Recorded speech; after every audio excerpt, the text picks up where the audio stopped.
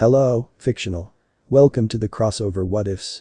Today we are gonna see, what if Naruto trained as a Jedi and becomes the Maelstrom?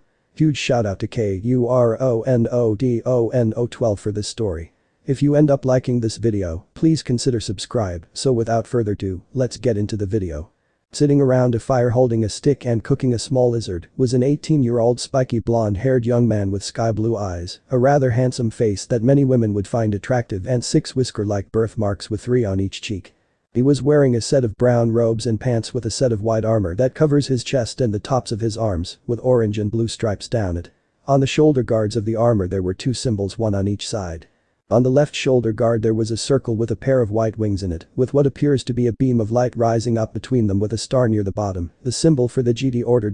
On his right shoulder, there was what appeared to be a red swirl that resembled a whirlpool Uzumaki clan symbol. The young man rotates the stick holding the lizard, allowing it to cook on the other side when he hears footsteps approaching. He looks up to see a man wearing white armor and a white helmet. The armor covered the man's entire body and had 2 sets of blue and orange lines on it running down the chest and on his arms. His helmet had a black visor that resembled a T, a crest painted orange and blue, and an antenna on the right side of his helmet. Phase 3 ARC Trooper armor. The armored man snaps off a quick salute as he stands at attention. General, our scanners indicate that a large force has dropped out of hyperspace above the planet. They have also begun sending down troop transports, all of them are Imperial, he says gravely at the end. The blonde-haired man lets a small smile come across his face as he removes the lizard from the fire striker. How many times have I told you I am no longer a general? Furthermore, you know I am not one to show respect just cause of someone's rank, he says, chuckling at the end of his statement. The now-named striker begins to chuckle along with him. Sorry Naruto, force of habit, besides you will always be a general to not only myself, but also the rest of the 909th, he says with a smile on his face as he removes his helmet, revealing his dark tanned skin, golden brown eyes and close-shaved head. The now-named Naruto rips off one of the cooked lizard's legs and hands it to Striker, who takes it and bites off a chunk of the meat. How big is the enemy force? Naruto questions before taking a bite of another of the lizard's legs. Striker swallows before sighing. We estimate that it is likely an entry legion along with a majority of another one. Considering that our forces only number around 2,500, it's a safe bet that we aren't going to make it out of this one alive, he finishes somberly. Naruto stands up and dusts off his robes. You know Striker, you and the rest of the 909th don't have to go down with me, he says, offering his friend a way out. Striker just chuckles before shaking his head. Naruto, I stood by you during the first battle of Geonosis when the war began, the rest of the 909th joined shortly after, and you lead us through countless battles. In all of the battles your tactic saved us countless times to the point that we rarely suffered more than 25 casualties a mission. Those who did die were not forgotten as just another soldier and were given full funerals and their names inscribed on a memorial wall that you handmade, I may add. You treated us as individuals instead of clones and instilled in us that those who abandon a mission are scum, but those who abandon or betray their comrades are lower than hot shit. It was this teaching that helped us all disobey Order 66 when it was issued and stand by you now. We are not going to just abandon you now, each and every one of us is willing to fight to the death right alongside you, he says with determination. Naruto stand there listening to everything Striker is saying and can't help but smile. His friend, no, his brother in all but blood, was right. He then thinks on Order 66 and what happened. Flashback 1 month ago. Naruto and the 909th were walking back to their campsites cheerfully after a successful mission to wipe out the separatists' droid forces attacking Ryloth. As they were walking, Striker's long-distance communicator beeps indicating someone was trying to contact him. Naruto notices this and raises an eyebrow as a 6-inch tall blue holographic robed figure appears. The holographic figure looks at Striker. Captain Striker, the time has come, execute Order 66, he says in a raspy voice. Striker and the rest of the clones' eyes gloss over for a moment as the orders register before they remember all of their time spent with Naruto and what he taught them. Their eyes regain focus and Striker glares at the holographic robed figure with all due respect, sir, go suck a hut's nuts. He yells, shocking the figure before smashing the communicator. Naruto watches this happen in confusion before he is suddenly hit by a massive tremor in the force. He begins feeling the lives of hundreds, no thousands of Jedi across the galaxy being snuffed out one by one. The feeling knocks the breath out of him and he clutches his chest trying to breathe before falling to the ground unconscious as Striker and the rest of the clones rush to his side. Naruto wakes up to see Striker sitting not far from him tending a fire. Naruto rubs his head and groans, catching Striker's attention. Striker walks over and hands Naruto a cup of water. You feeling better, General? You gave all of us a pretty good scare when you collapsed like that, he asks. Naruto finishes off the water and takes a deep breath. Yeah, I am better now, Striker. I was just hit by a massive tremor through the force. What was that message you received right before I passed out? He asks, narrowing his eyes. Striker's eyes widen hearing this. General, I can't say much since I don't even understand it myself, but when that figure said execute order 66, it felt as though my brain shut off for a moment, like the engine was on, but no one was at the wheel. It was then that a single thought ran through my head, which was to kill you, but then all of time we spent fighting alongside each other and what you taught me ran through my head and I returned to normal. Apparently the same thing happened with the rest of the men since they said they experienced the same thing, he says, explaining what happened to the best of his ability. Naruto curses hearing this as it proves his hunch. That is what I was afraid of, my friend, he says, somberly confusing the clone. Striker scratches his head hearing this. What do you mean, General? He asks, not following Naruto's train of thought. Naruto interlaces his fingers as he brings his hands close to his face. What I mean is that I don't think this was an isolated incident. That massive tremor I felt through the force was the deaths of thousands of GD all across the galaxy, he says in a monotone voice, as if all emotion was stripped from him.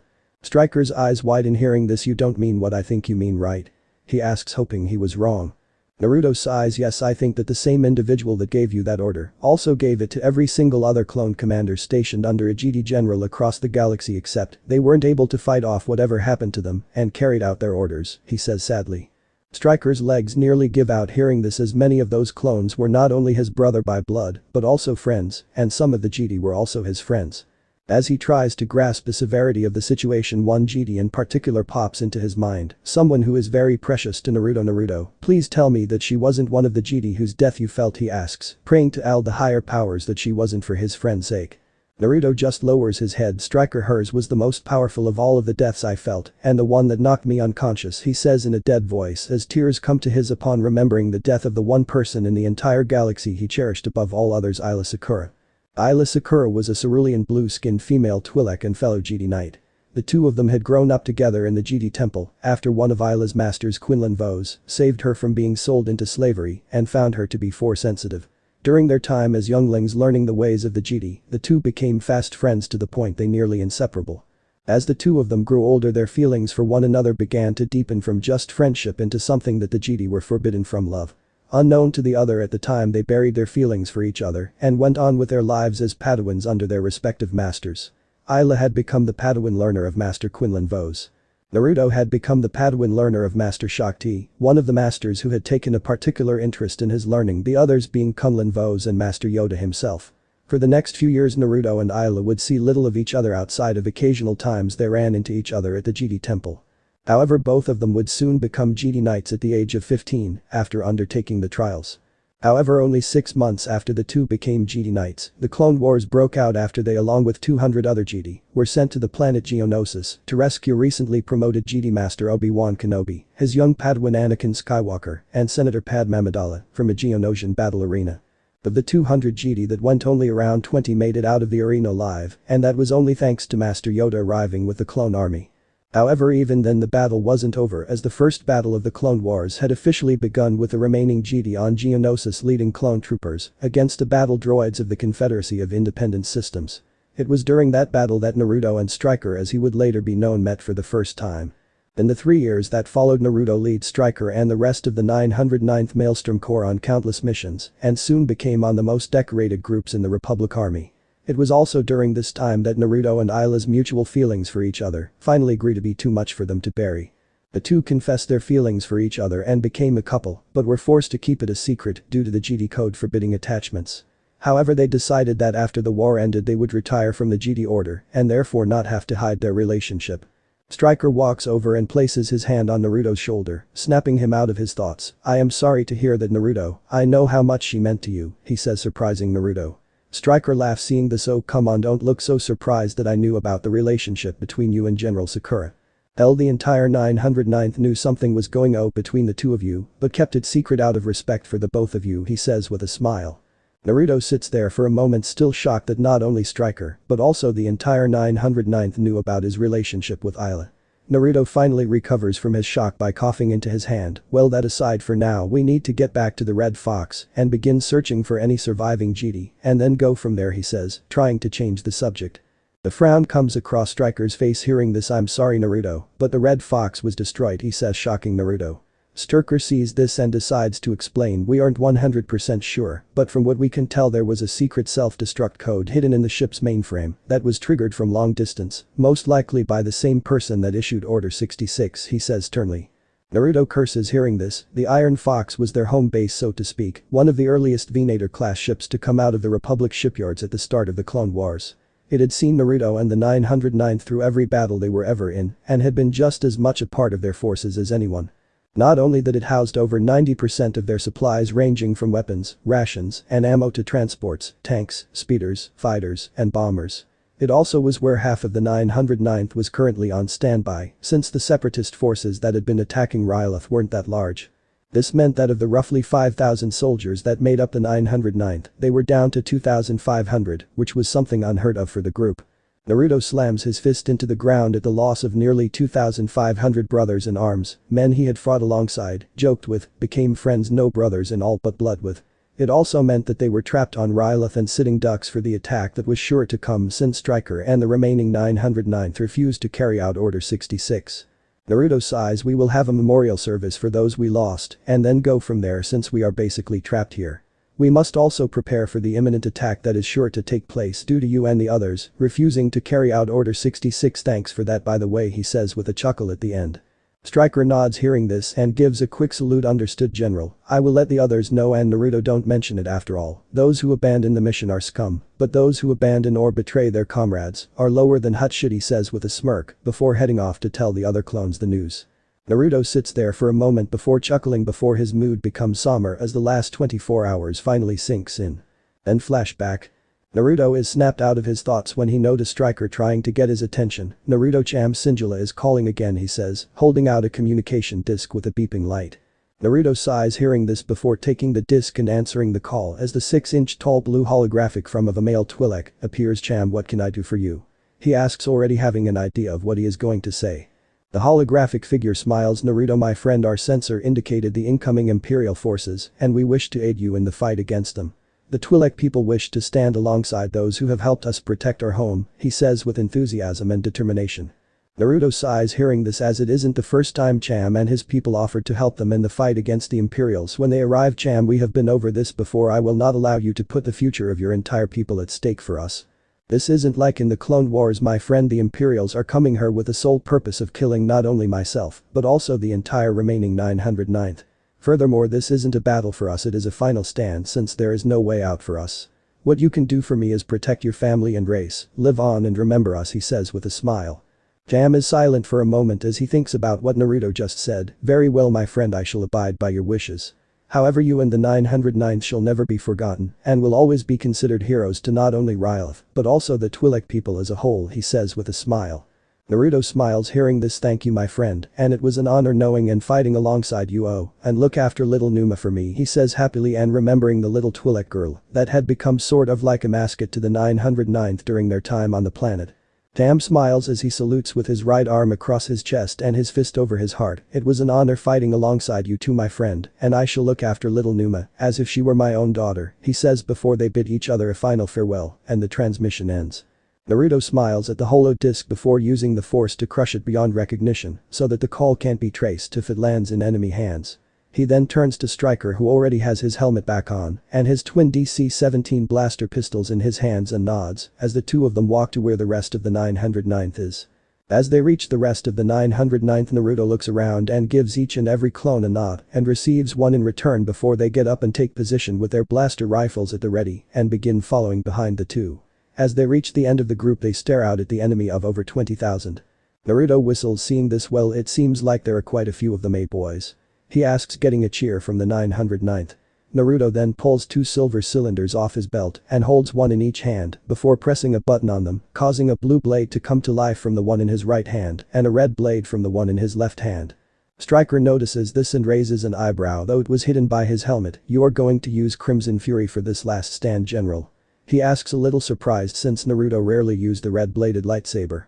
Naruto just chuckles hearing this. Striker, we are up against the entire 501st and what looks to be the majority of the 212th.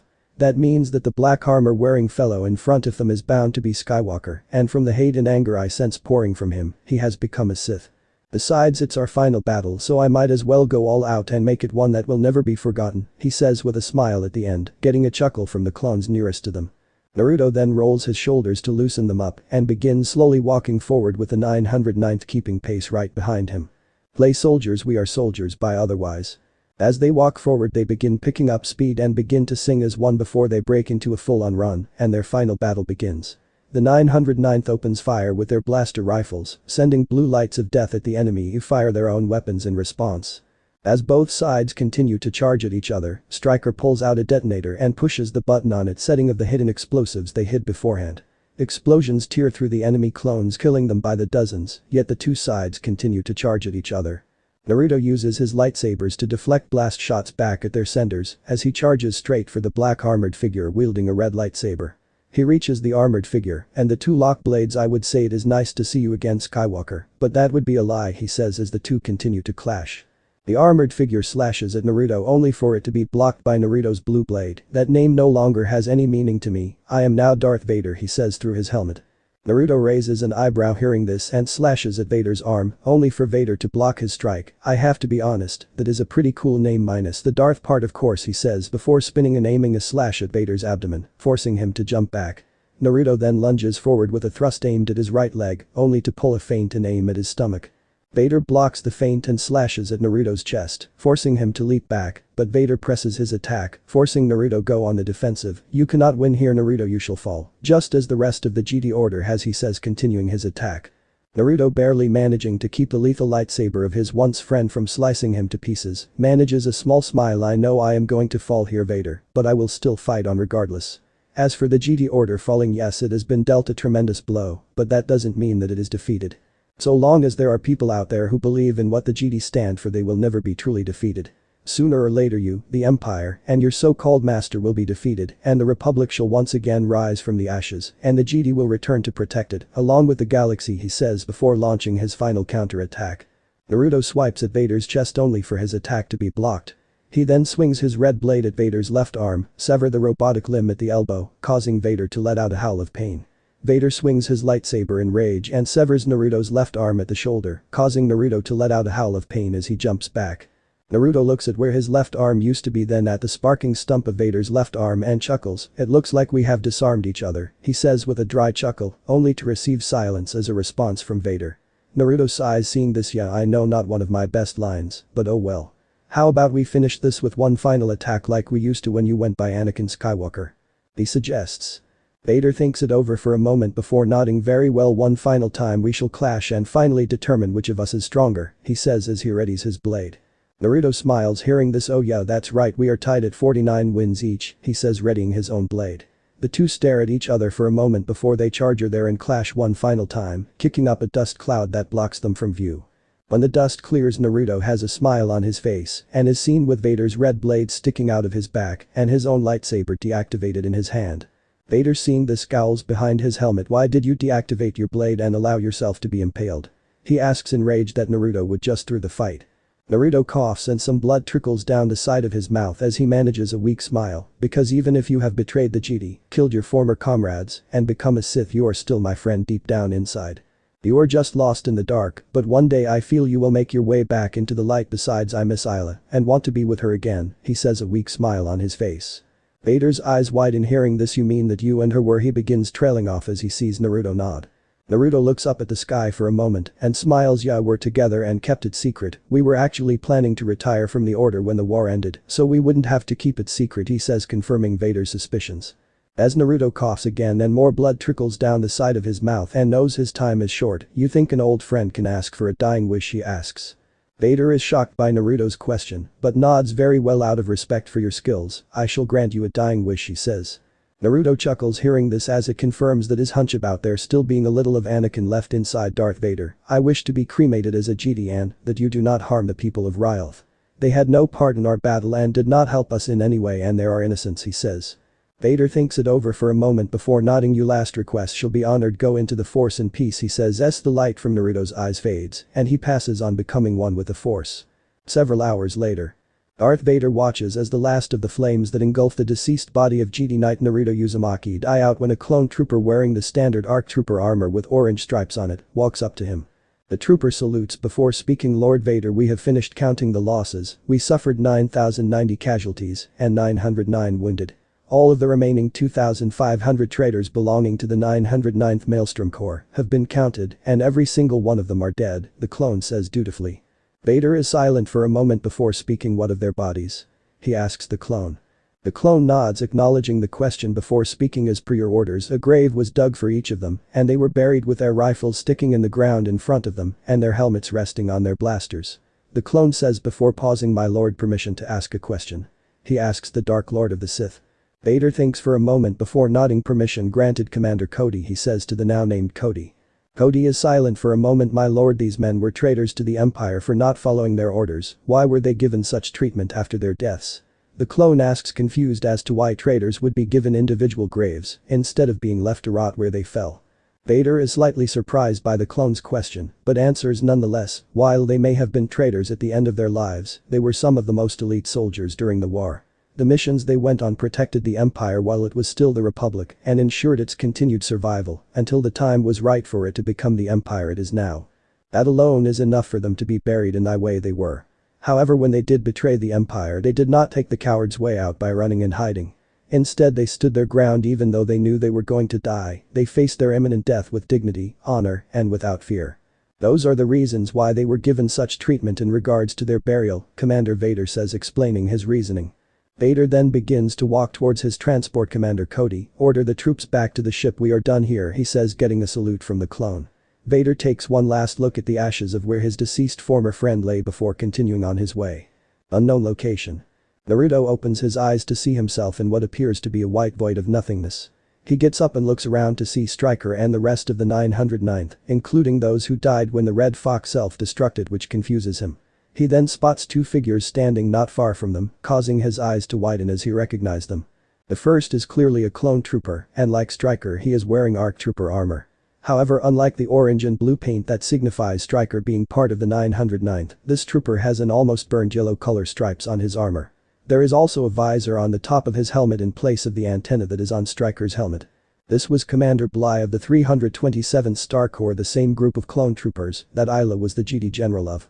The other figure was a cerulean blue-skinned Twi'lek woman with chocolate brown eyes. She had a curvy figure with high cup breasts, a thin waist and curvy hips.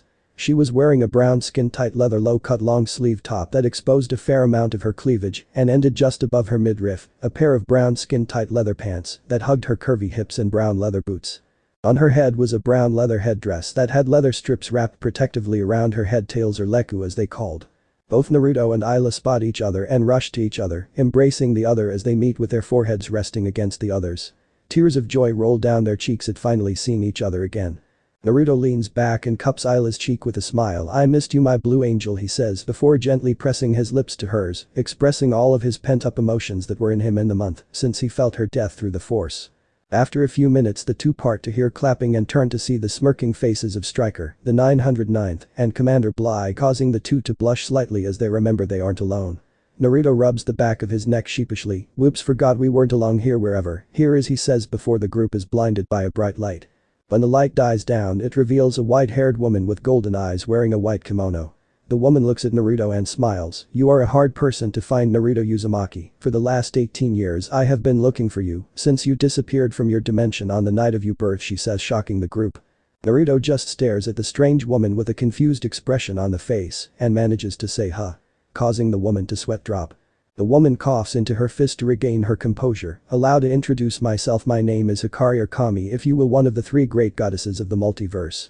Now, as I said, for the last 18 years I have been looking for you after you vanished into thin air after the QB no Kitsune was sealed into you on the night of your birth, she says, introducing herself and once again stating she had been looking for him. Naruto just scratches his head in confusion. I honestly have no idea what you are talking about in regards to this QB no Kitsune. However, I was found on the steps of the Jedi temple on Coruscant when I was just an infant, he says, not really understanding what was going on. Hikari just face palms hearing this. Okay, this is getting us nowhere. How about I just show you the world you come from, give you a brief history about the inhabitants, and explain the whole QB no Kitsune situation to you, will that help? She says, getting nods from the group. Hikari then goes on to explain that he comes from a world of mercenaries called shinobi or ninjas, and that by using an internal system of energy called chakra, they are able to do amazing things like breathe fire and walk on water, to just name a few. Hikari then goes on to explain how the night of Naruto's birth the Kyuubi no Kitsune, one of the 9 Bijuu who are the guardians of the elemental nations and sadly have been misunderstood and sealed away into living people to be used as weapons in times of war. Seeing the appalled faces of the group, Hikari then goes on to explain that not all Jinchuriki as they are called are created for such a reason, and that it is sometimes a necessity to protect not only the Bijuu, but also the people as was Naruto's case. Hikari explains that the night of Naruto's birth a man came and kidnapped his mother Kushina Uzumaki, who had just given birth to him, and ripped the Kyuubi out of her, as she was the previous Jinchuriki. The man then went on to use a special technique to force the Kyuubi to attack the Hidden Leaf village or Konoha, which was Naruto's home village. Naruto's father Minato Namikaze was forced to seal the Kyuubi into Naruto to protect the village which the Kyuubi had been destroying at the time. However, after the sealing was finished, Naruto vanished right in front of his parents' eyes. Naruto rubs his temples as he tries to take in everything he had just been told. Okay, so I am from a different dimension, and in said dimension, my homeworld is full of people that are basically Mandalorians with superpowers. On the night I was born, a madman ripped a giant fox made of this chakra stuff given physical form out of my mother and used it to attack my home village. Then my father, who was the leader of said village, sealed said fox inside me and I disappeared right before their eyes afterward. I then ended up on the steps of the Jedi temple and was taken in and trained to be a Jedi. I later entered a secret relationship with my blue angel here and later died with my brothers in all but blood. Then to top it all off, I end up reunited with Isla and Bly. Nice to see you again, by the way, in some kind of white void, and meet a goddess. Is that everything so far? He asks. Hikari nods her head. Yes, that is everything so far, she answers, the blonde-haired Jedi. Naruto just nods his head hearing this. Okay, now the only question I have is why have you been looking for me for the last 18 years? He says, wondering why a goddess would spend so much time looking for a single mortal. Hikari chuckles hearing this. It is because you, the child of prophecy in your home dimension. You will either save and revolutionize your homeworld or destroy it in the darkness that is soon to engulf it, she says, finally getting to the reason she had been looking for him. Naruto is shocked to hear this, but then realizes something. Well, that's all and good, but there is just one problem with all that. I'm dead, he says with a deadpan expression on his face. Hikari giggles hearing this. Yes, you are, but I am a goddess. I can bring not only you, but the rest of you back to life if you decide to return to your homeworld, she says, shocking the group. Naruto looks to Striker and the rest of the 909th, and he gets a thumbs up from Striker. I say we take the offer, General. After all, the 909th doesn't abandon those we can save, he says, getting a cheer from the rest of the 909th. Naruto then looks to Bly, who just nods his head in agreement. Finally, Naruto looks to Isla, who has a smile on her angelic face. I say we accept the offer, Naruto. After all, as Jedi, it's our duty to help those in need. Besides, it would be nice to see your homeworld and we could finally be together as a real couple without having to hide it, she says before taking his hand in her own.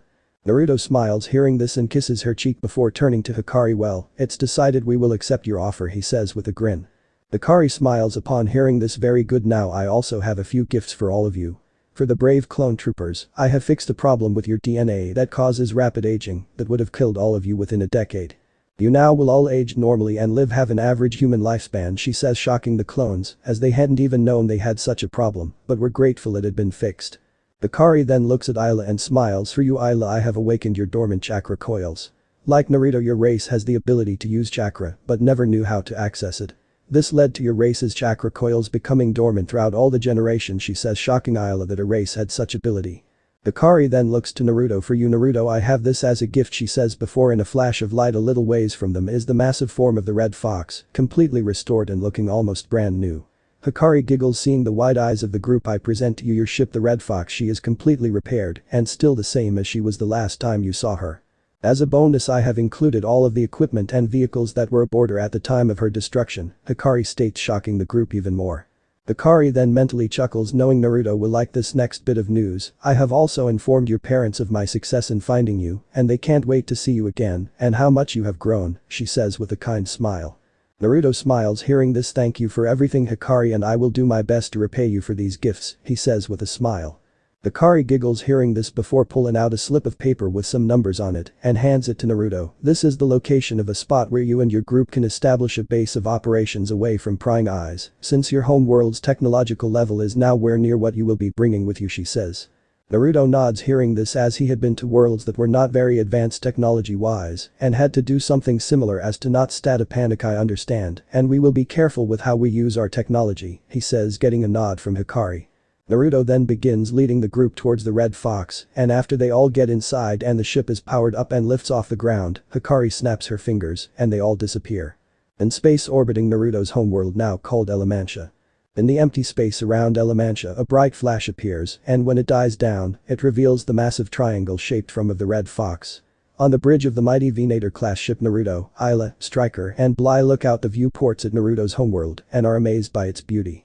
Naruto then gives the order for landing preparations to begin as he looks at the coordinates Hikari had given him. As he looks back up at Elamantia through the viewports an eager grin came to his face as he felt things were going to be getting pretty interesting after all the Maelstrom had returned. Naruto was standing on the bridge of the Red Fox as it orbited his homeworld.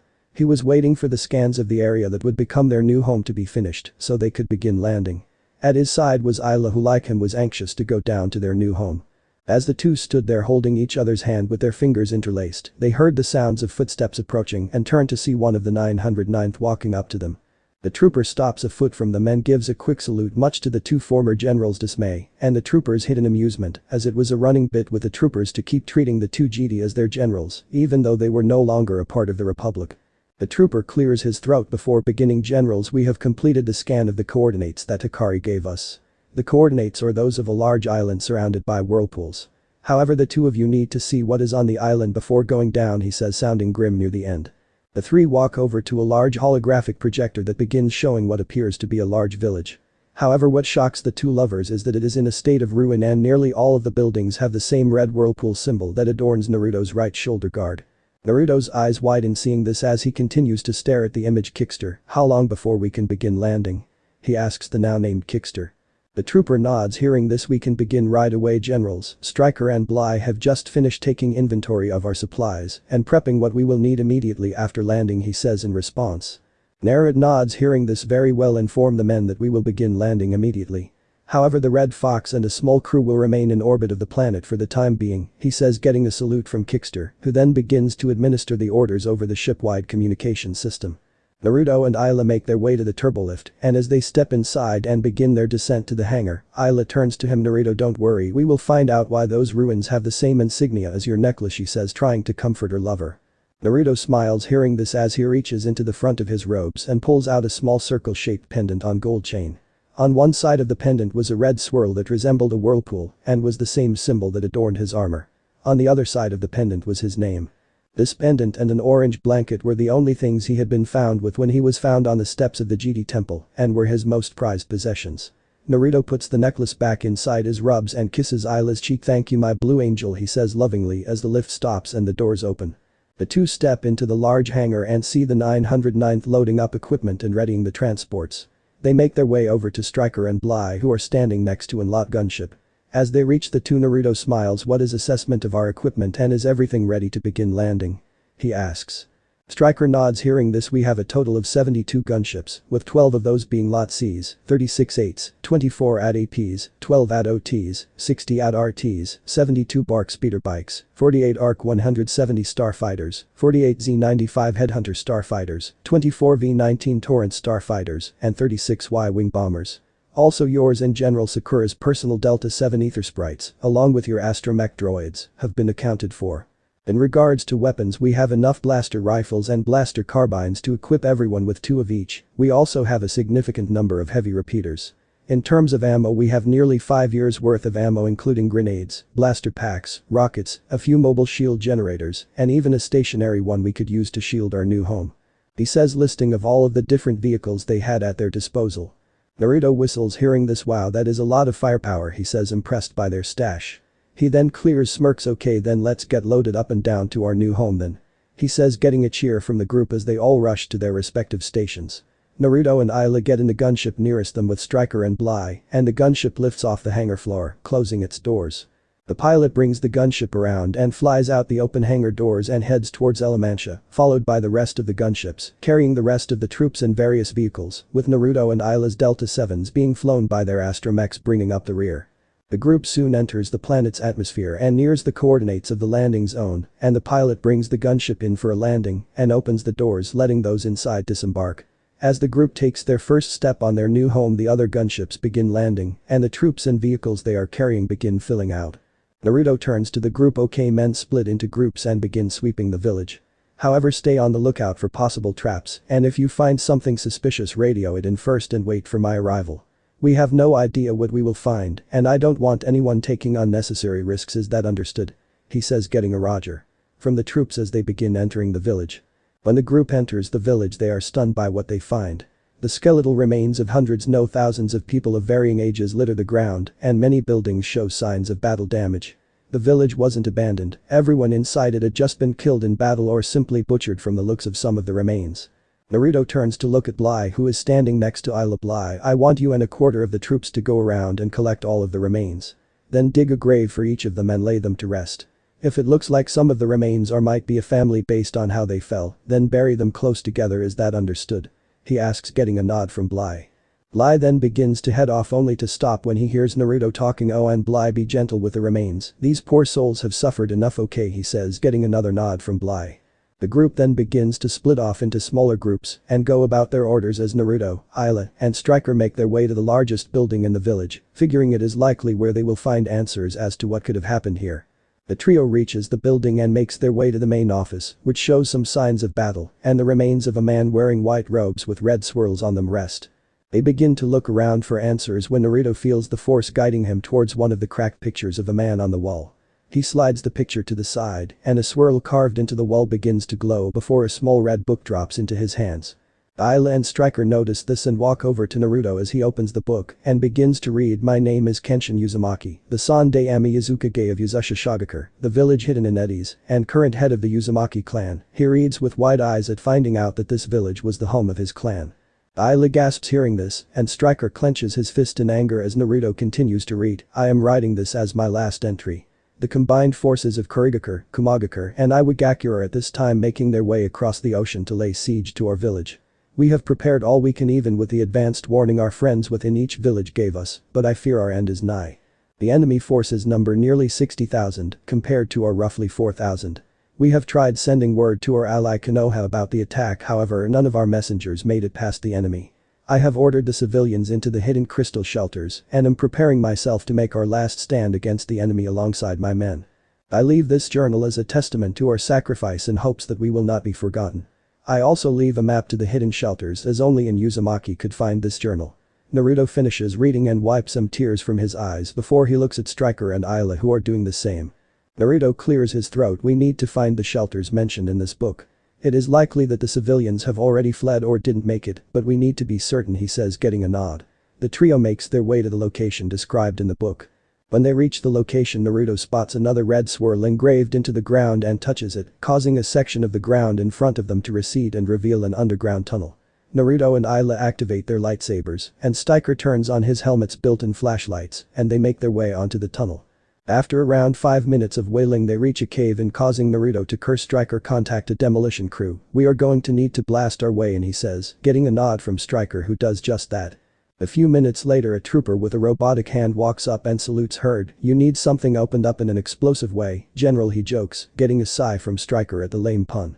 Naruto just chuckles that I do. Boomer, please be careful though, what is behind this cave-in could be very fragile, and I really rather not have a repeat of what caused you to lose your hand, he says.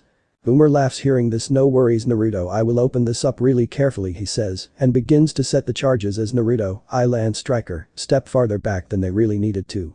This was due in part to Boomer. He was a top-notch demolitions expert, but could be a tad bit excessive when it came to the amount of explosives needed to blow something opener up. It was this excessiveness that led him to blowing off his right hand at one point during the war. After a few minutes, Boomer comes back and gives them a thumbs up with his robotic hand and holds up a detonator in the other and smirks fire in the hole. He yells before detonating the explosives, send a cloud of dust their way. When the dust clears and the group stops coughing, Naruto looks at Boomer with one of his eyebrows twitching. Thank you for the help, Boomer, he says evenly.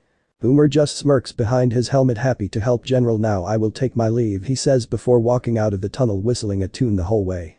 Naruto takes a deep breath to calm himself before he looks to Isla and Striker. Well, let's continue, shall we? He says before they continue making their way down the tunnel. They reach the end of the tunnel, and it opens into a massive underground room, and the light from the lightsabers and flashlights reflect off of thousands of crystals lining the walls of the room. The group looks around for a bit, confirming their fears as they spot the remains of hundreds of people. Naruto notices a tablet of some kind and walks up to it with Isla and reads the writing on it, "We the Uzumaki clan shall live on through the sacred crystals in this room. We are a force that shall never fade away like the crystals themselves which exude their own force," he reads. Naruto walks over to one of the crystals and gently pulls it from the wall before giving it a closer look. After a moment his eyes shoot wide open and he looks to Aya. "These are kyber crystals." He nearly yells, shocked that the key component in a lightsaber existed on his homeworld. Ayla is shocked to hear this. "You mean that this room is full of lightsaber crystals? How is that possible? We are in a totally different dimension," she asks. Naruto rubs his chin for a moment as he thinks, "I am not sure, maybe kyber crystals like the force exist in multiple dimensions. We are still able to feel the force in this dimension, so it is not that much of a stretch to believe that there are crystals here that have absorbed some of it like those on Ilum," he says. The two then look over to Stryker, who is waiting for them. "Stryker, can you have Bly's group also take care of the remains in here?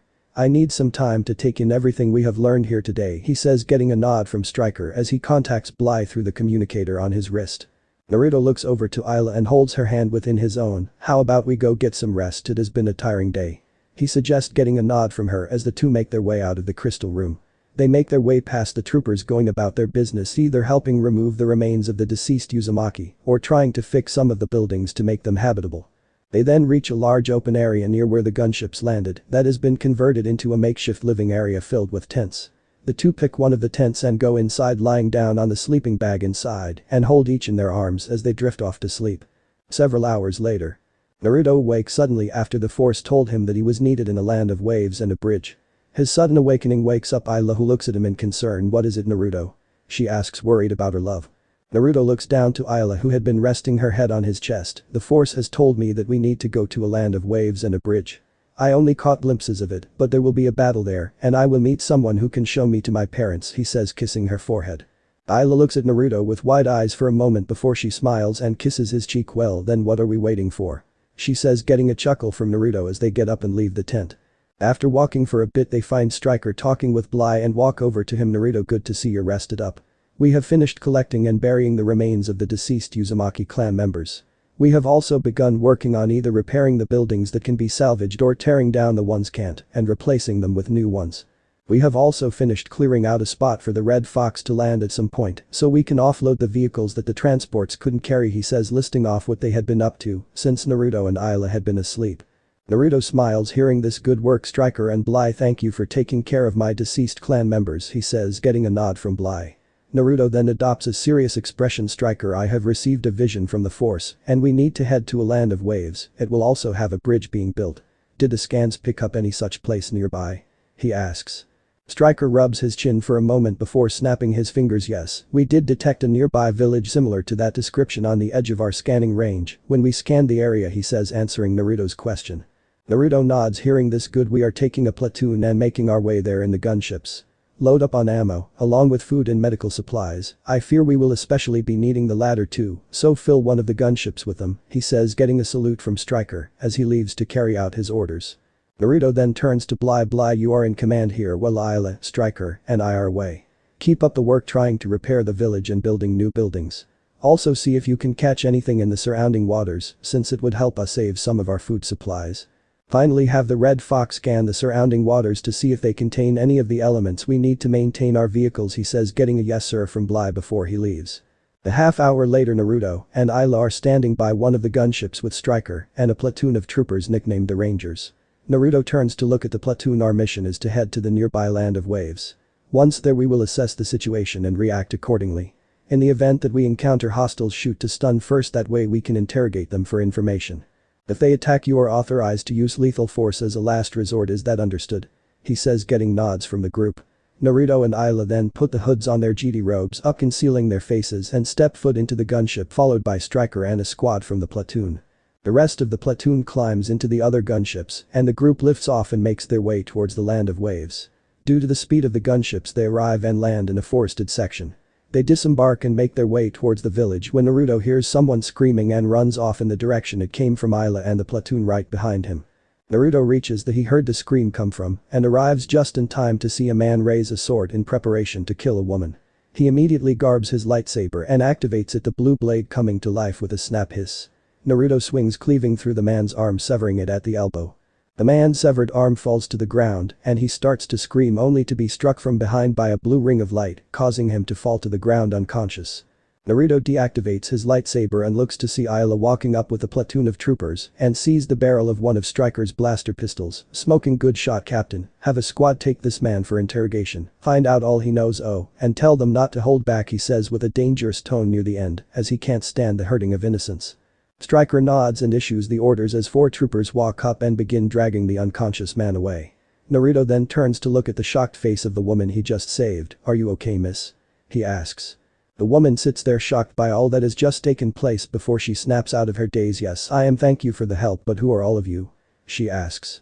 Naruto chuckles hearing this and lowers his hood, revealing his face, and Ayla does the same. "I am GD Master Naruto Uzumaki. This is my girlfriend GD Master Ayla Sakura, and behind me is Captain Striker and a portion of the 909th Maelstrom Cops," he says, introducing everyone. The woman is shocked by the appearance of the one named Ayla, but gets over it quickly when she realizes she hasn't introduced herself. "My name is Tsunami, and I thank you for saving me," she says, getting up from the ground and dusting herself off. Naruto chuckles hearing this. "Don't mention it. Now can you tell me what is happening in your village?" he says. The woman nods and begs him to tell how a tyrant named Gato of Gato Shipping Industries came to the village a year ago and has essentially taken over the village and the surrounding waters. Tsunami then goes on to explain how her father is building a bridge that would link the land of waves with the land of fire and remove their dependency on the surrounding waters. She then explains that Gato wouldn't stand for this and sent assassins after her father, to the point that he has gone to Konoha to request protection while he finishes the bridge. Naruto clenches his fist as he listens to Tsunami go on and on about everything Gato and his thugs has done. "Tsunami, I swear that not only myself but also the 909th will free your home from the tyranny of Gato," he says, getting nods from the platoon of troops. Naruto then turns to the platoon. "I want 2 squads to head out and keep an eye out for Tsunami's father and the shinobi from Konoha. The shinobi will be wearing a headband with a metal plate that has a swirl-like leaf engraved on it. The rest of you will patrol the village and round up all of Gato's thugs, interrogate them, afterwards execute them. However, you will also begin distributing the food and medical supplies we brought with us to the people of Wave," he says, giving out his orders and getting a salute from the platoon, who leaves to carry out their orders. Ayla is a little shocked that Naruto would issue the order to execute Gato's thugs so easily, but after all the atrocities she had heard they have been committing, she agrees with him. Death is what they deserve. Naruto turns back to Tsunami. "Now how about we get you home?" he says, getting a nod from Tsunami as she leads them to her house. As they were walking, Ayla leans over to Naruto to whisper, "Since when are we GD Masters?" she asks. Naruto just chuckles quietly. "Well, I figured that since we downed those kyber crystals and can feel the force here, that there is a chance that there might be Force-sensitive people on this planet. That being the case, it is our duty to instruct thee in the ways of the GD and build our own GD order. It only makes sense for the 2 of us to be GD Masters," then Righty whispers back. Naruto then gets a devilish idea. "Or is there something wrong with my logic, Master Sakura?" he whispers seductively in her ear. Ayla shudders slight and a small blush adorns her cheeks before she gets a seductive smirk. "Nothing is wrong with your logic, Master Uzumaki," she purrs seductively into his ear, getting a shudder from him, and a slight blush adorns his own cheeks as the group continues on their way to Tsunami's house, oblivious of the conversation between the 2 lovers. A week later. The week had passed since the arrival of Naruto, Ayla and the troopers, and in that week they had been very busy. The troopers had been rounding up Gato's thugs and interrogating them before executing them. The food and medical supplies that they brought had been distributed to the people of Wave, to which they were extremely grateful for. They had also been keeping a lookout for Tsunami's father, who was named Tazuna, apparently along with the shinobi from Konoha. All in the entire group had become somewhat of celebrities around the land of Waves for all they had done. Ayla had especially become popular as the children of Wave just loved spending time with her. They even thought of her as some kind of blue angel that descended from the heavens to help them in their time of need. This of course got a laugh out of Naruto and Striker, since it actually wasn't that far off, since they did technically come from off-world. But the group of troopers looking out for the Konoha shinobi. The troopers are keeping watch as they had been doing for the past week when they hear voices and head towards the location. When they reach the location, they see an old man matching the description of Tsunami's father Tazuna, along with 1 adult and 3 teenagers who look no older than 16, all wearing the headbands signifying they are from Konoha. The troopers step out from behind the trees, causing the shinobi to get into defensive stances. The leader of the squad steps forwards with his hands raised, showing he means no harm. Are you the Tazuna, the bridge builder and father of Mist Tsunami? The leader asks. Azuna raises an eyebrow. Hearing this depends on who is asking. He responds warily given the events that have taken place the last few days. The lead trooper removes his helmet showing his dark tanned skin, golden brown eyes and close-shaved head. He also has a 9 tattoo on his right temple. I am CT-9099-9s. We have orders to safely escort you and the Konoha shinobi to your house where your daughter and our general is waiting to speak with you and the leader of the group from Konoha, he says, surprising the group. Azuna looks over to the silver-haired man wearing his headband like an eye patch. Do you think we should trust them, Kakashi-san? He asks the leader of the Konoha group. Kakashi thinks it over for a moment before deciding to trust his gut. My gut is telling me they mean us no harm, so I say we go with them, he says, getting a nod from the black-haired boys and the pink-haired girl that make up Team 7.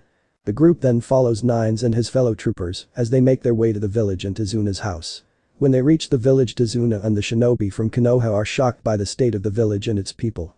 The people are walking around with smiles on their faces, kids are playing with sticks that look like the weapons the troopers are carrying and pretending they are like the troopers. Troopers are seen patrolling and helping out anyone they see that needs help and handing out food and medical supplies. The group continues on their way with people waving at the troopers here and there until the troopers see an figure wearing a brown hooded robe that hides his face kneeling down by a young boy wearing a hat. Azuna recognizes the boy as his grandson Inari and is about to rush to his side when the troopers escorting them stop and snap to attention. General, we have located and escorted Tazuna and the Konoha shinobi, as per your orders, Nine says.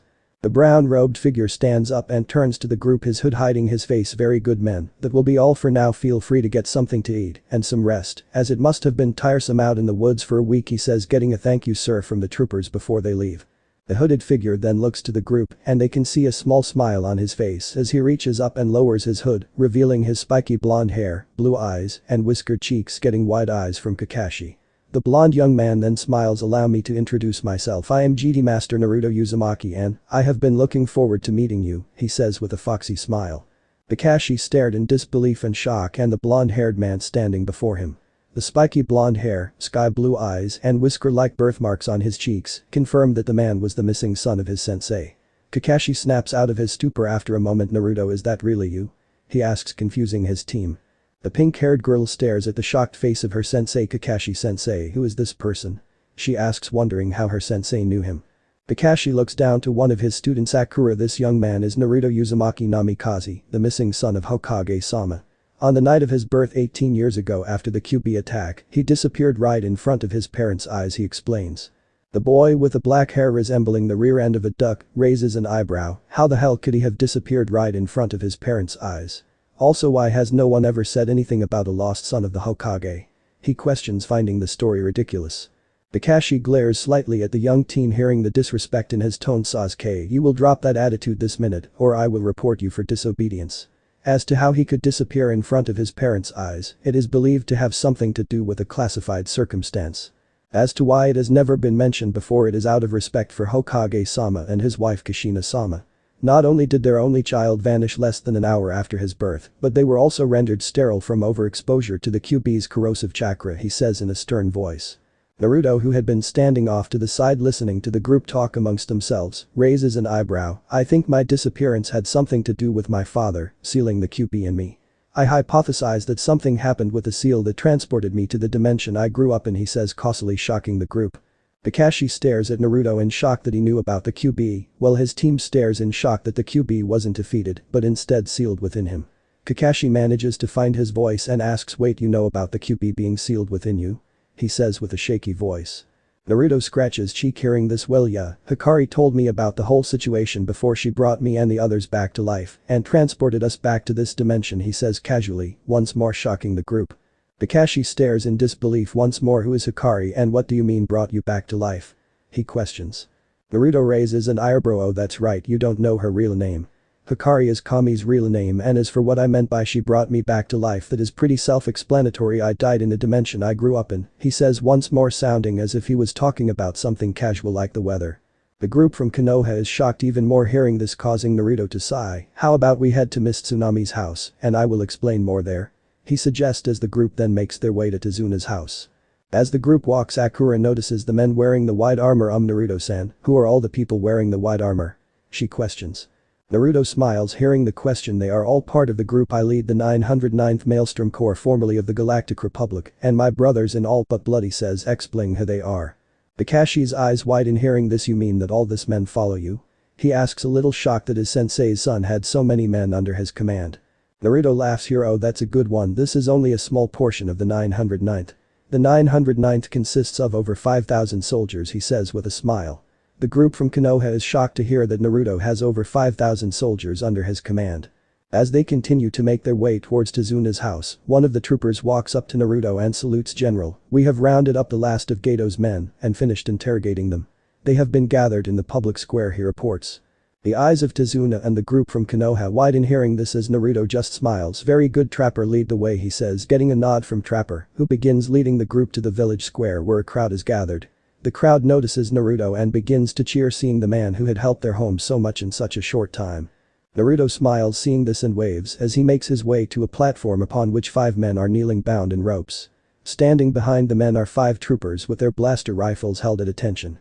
Naruto sees the men kneeling and narrows his eyes before turning to the crowd. People of Wave, I am happy to present you the last of Gato's thugs that plagued your home. He says, getting a cheer from the crowd. As the crowd's cheers die down, Naruto begins again. These men have crimes consisting of but not limited to murder, extortion, theft, and slavery. These crimes combined with their various other crimes justify their execution. However, I leave their ultimate fate up to you, the people, as this is your home. Do they live and possibly go on to commit more crimes, or do they die? He yells. The crowd hearing this narrows their eyes and begins to chant death, death, death, over and over before Naruto raises his hand to silence them.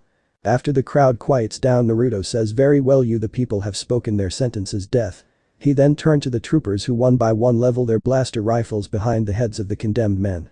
Naruto raises his hand before singing it down as the first trooper fires, blasting a hole in the now dead man's head. Naruto repeats this process 3 more times as 3 more men are executed. The last man glares at Naruto, you won't get away with this, Gato, and the rest of his men will come and kill all of you. He yells. Naruto holds off, giving the signal for a moment before smirking, let him come, his fate shall be the same as the rest of his men, death. He yells before lowering his hand and giving the signal to end the man's life, which the trooper does with a blaster bolt through the skull. Naruto then turns to the crowd of people, this is the fate of those who side with a tyrant like Gato. I swear to all of you that when he comes with his men, all he will receive is justice for his crimes. He yells, getting more cheers from the crowd.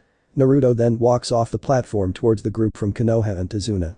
Tizuna looks at Naruto in a little shock. Just what the hell has been happening since I left? He asks.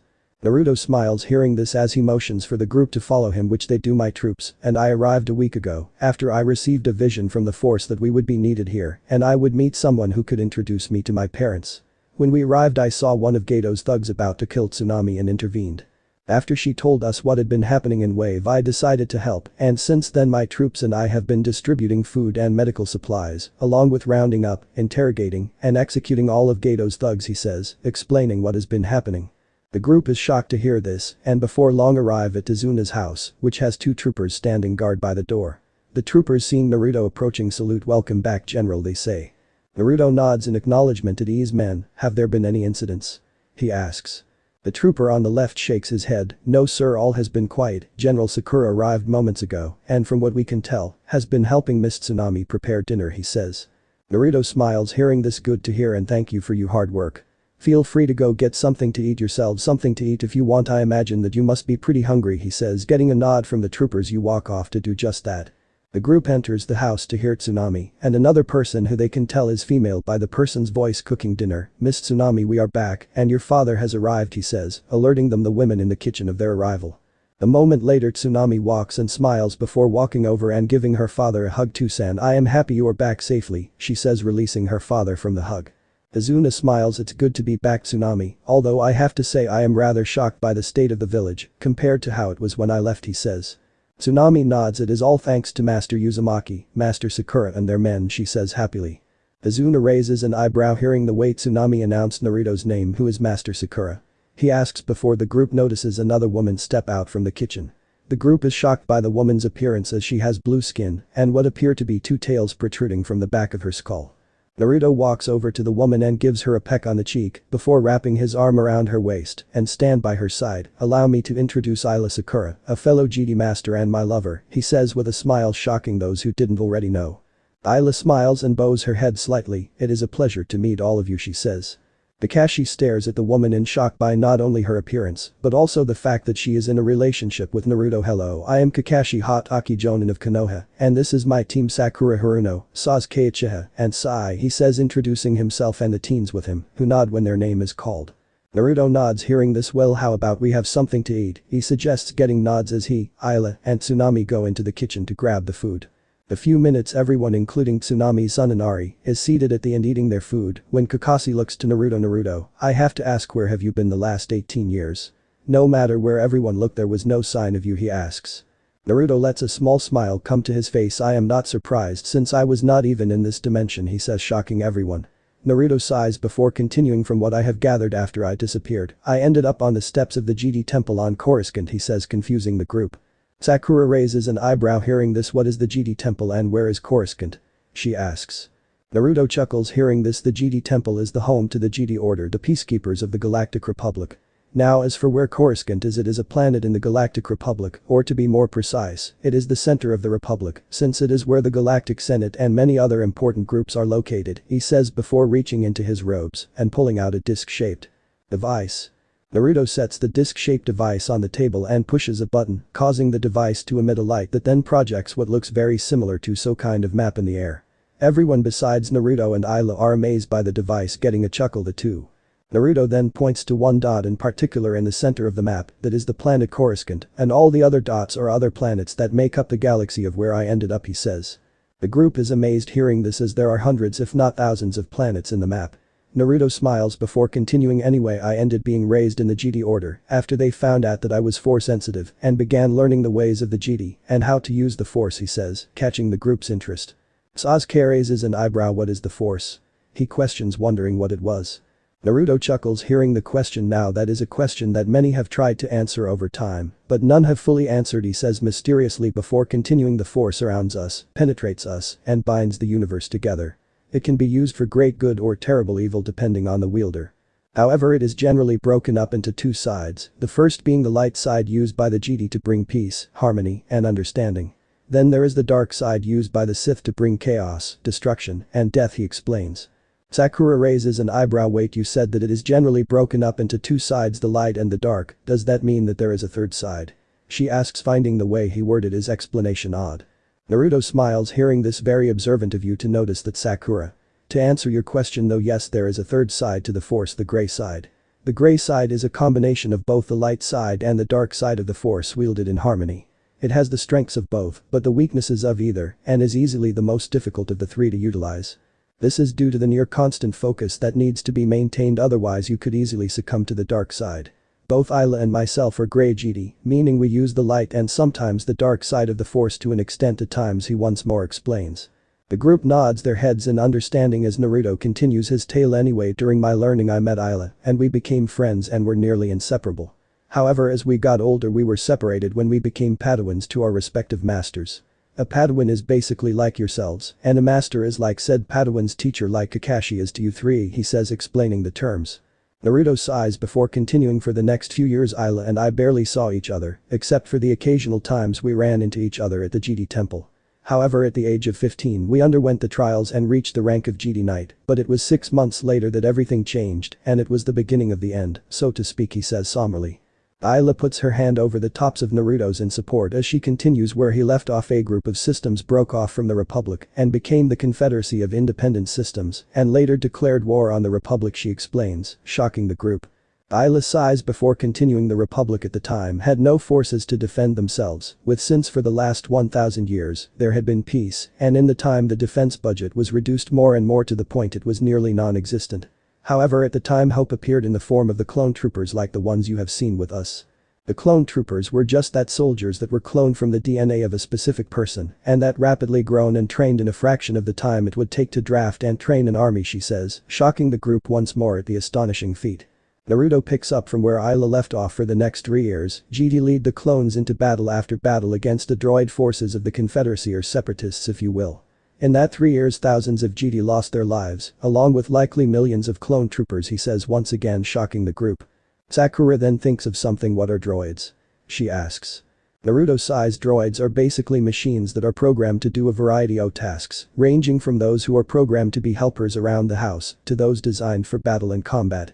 The Separatists used battle droids for its army. They were cost-effective to manufacture, could be produced rapidly, meaning a near-endless supply of new troops, and never tired unlike the Republic forces. However, they suffered from limited programming, meaning they really weren't that smart and were only really effective when sent out on large forces to basically overwhelm the enemy with sheer numbers, he explains. The group nods, hearing this while inwardly terrified of facing such a foe. Naruto then clenches his fist. It was near the end of the war, and the Republic was on the verge of victory when it happened. The Separatists were on the ropes and had just lost two of their leaders due to the deaths of General Grievous and Count Dooku, who was a former Jedi turned Sith Lord. However, unknown to everyone at the time, the whole war had been a giant trap planned out by the Sith to destroy the Jedi Order and take control of the galaxy, he says, leaving the group speechless. Ayla rubs the back of Naruto's hand in support as he continues. The Sith Lord Darth Sidious turned out to be Chancellor Palpatine, who was basically the leader of the Galactic Senate. He orchestrated the whole war, and then when the time was right, he ended it. He apparently had a secret order called Order 66 instilled into the brains of the clone troopers during their growth. When he issued this order, it forced the clones to carry it out and kill the Jedi leading them, he says grimly. The group gasps, hearing this at the thought of the very troops that the Jedi fought alongside being forced to turn on them and kill them. Ayla sighs. The Jedi never saw it coming, and thousands of them all across the galaxy were butchered by their own troops. I was among those that were killed when my own troopers turned on my. However, the clone commander under my command named Bly fought the mind control and tried to warn me, but it was too late and he was killed by his own brothers trying to warn me, she says sadly. Naruto clenches the hand not being held by Ayla in remembrance of that moment. My own troops also received the order, but were able to fight its control, thanks to the bonds we formed in the 3 years that we fought side by side. However, it was at that time that I felt the death of the thousands of Jedi through the Force, and it made me black out, he says. Tsunami, who like Sakura has tears in her eyes, manages to find her voice. What do you mean you could feel their deaths? She asks, fighting back the sobs. Narrate smiles weakly. It is like I said, the Force connects us, and those who can wield it are able to sense various things using it. This ranges from sensing possible danger, emotions, all the way to the death of fellow Force users, he says, stunning the group at just what that means.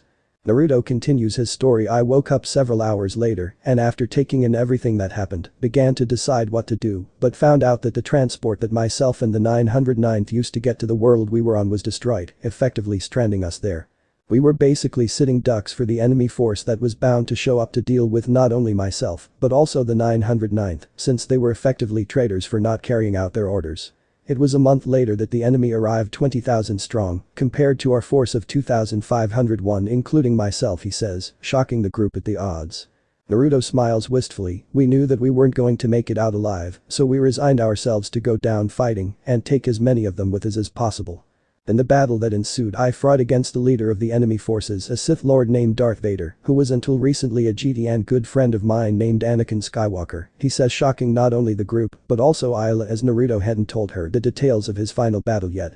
Naruto continues to smile wistfully as he tells his story. The two of us clashed, and after a battle that was one for the history books, I threw the fight and allowed myself to be impaled on his blade, he tells, once again shocking the group. Naruto chuckles before closing his eyes. Vader was just as shocked as all of you are, but I explained to him that I knew I wasn't going to make it out alive and I missed Ayla and wanted to be with her again, he says, giving Ayla a kiss on the back of her hand. Naruto chuckles a little. I said my final words to him, died, and later woke up in a white void with all of my men, including those that died when our transport blew up, and was reunited with Ayla and her clone commander Bly. Then Kami appeared before us, gave a whole speech about how she had been looking for me, gave us the choice to come back to life if I returned to this dimension, and after doing so here we are, he says, sounding rather casually near the end in regards to having met the Kami. The group just sits there with their jaws hanging open out upon hearing that Naruto and his group met Kami. Sasuke is the first to recover. Wait, you mean that you met Kami as in the god, and she is a woman? He asks. Naruto raises an eyebrow in confusion. Yeah, and of course Kami is a woman, after all women are stronger than man, take childbirth, for example, he says, really unsure of why it is so hard to believe that Kami is a woman. Sakura sits there for a moment before yelling, hell yeah, Kami is a woman. Nearly deafening everyone.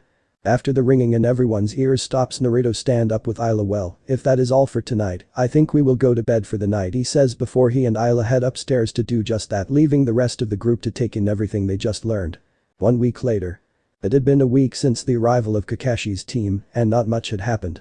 Tazuna worked on the bridge with his workmen and part of the 909th, helping sped the construction up quickly, to the point that it would be finished in a few days. Kakashi had spent time training his team after informing Naruto and Isa about their encounter with Zabuza Mamachi, a missing nin from Kurigakure who was working for Geto. After hearing this, Naruto and Isa along with Striker began to plan out how to handle this info and decided to give the man a chance to redeem himself after learning why he left Kurigakure. They had continued to help out around Wave like they had been. Naruto was currently walking towards the bridge with Isa, Striker, and around 24 troopers when he hears his comlink beep and he activates it. "This is Naruto," he says.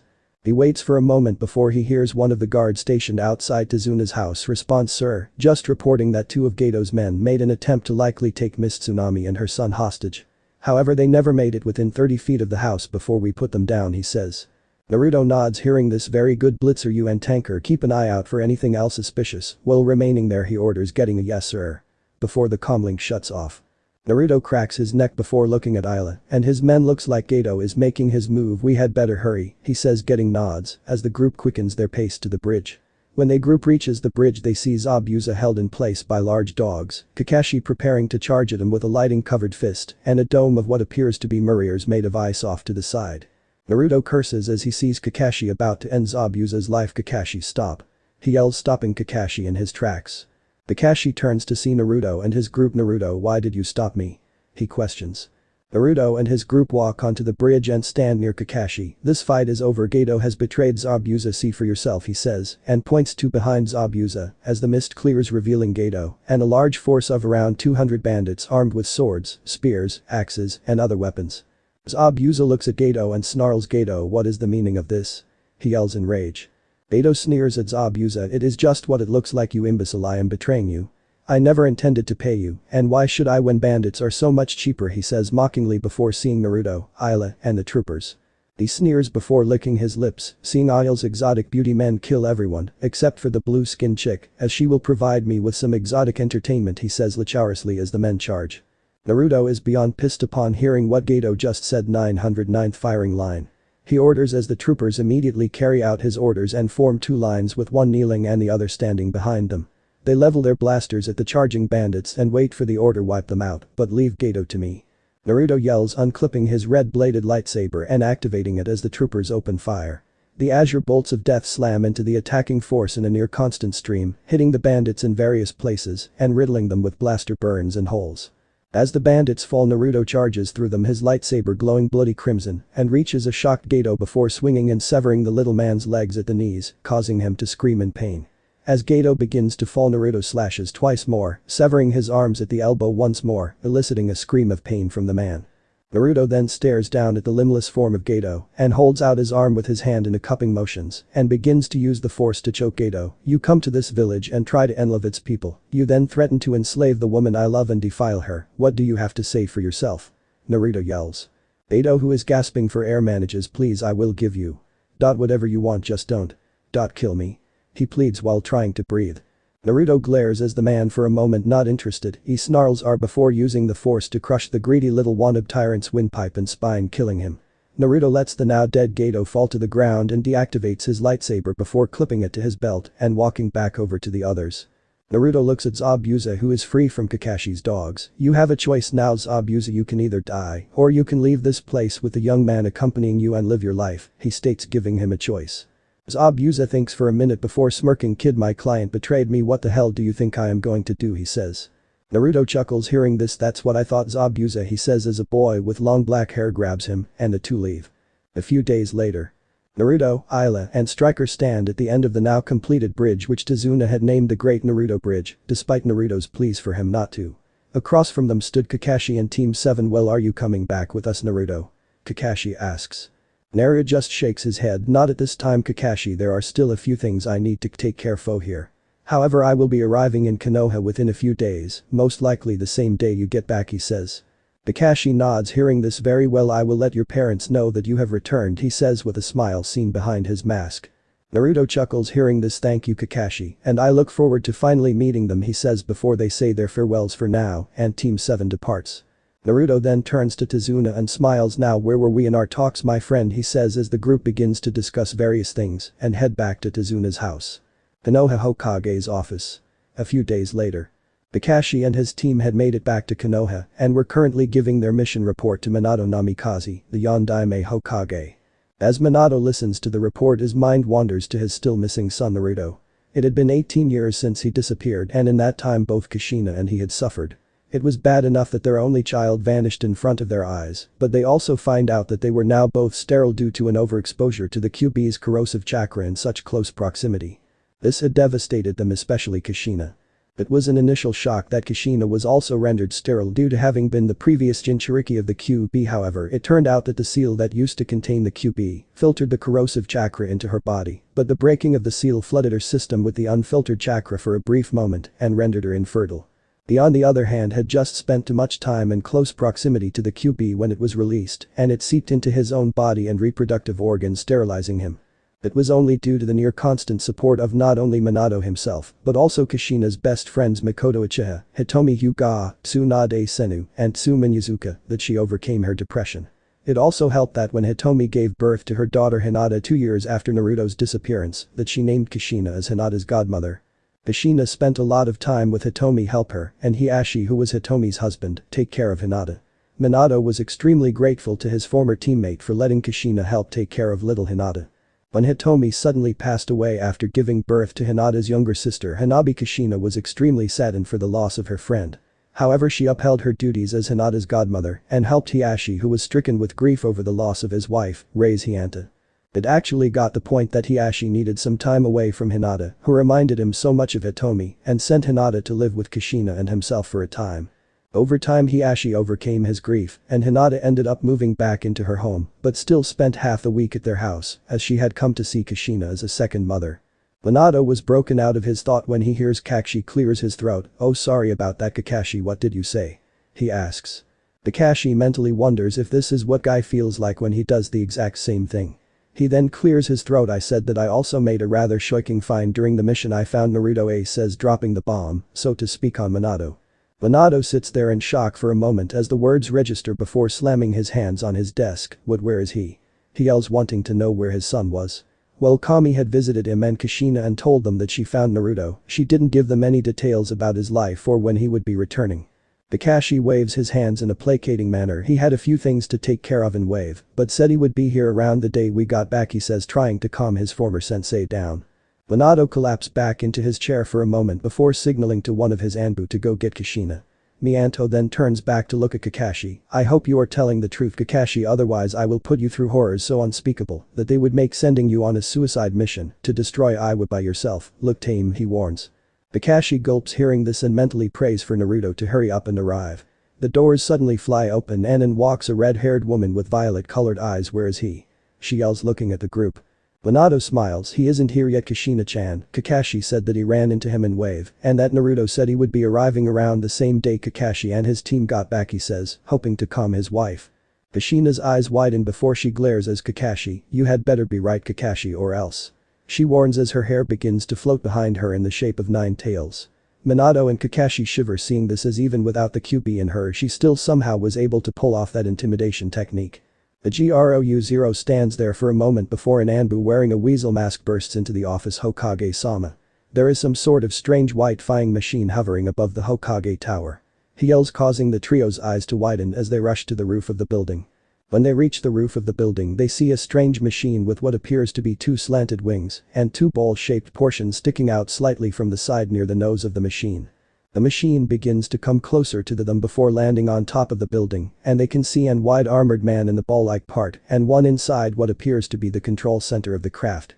They take up defensive stances when the sides of the machine open and another wide armored man steps out, followed by 2 figures wearing brown-headed cloaks that hide their faces.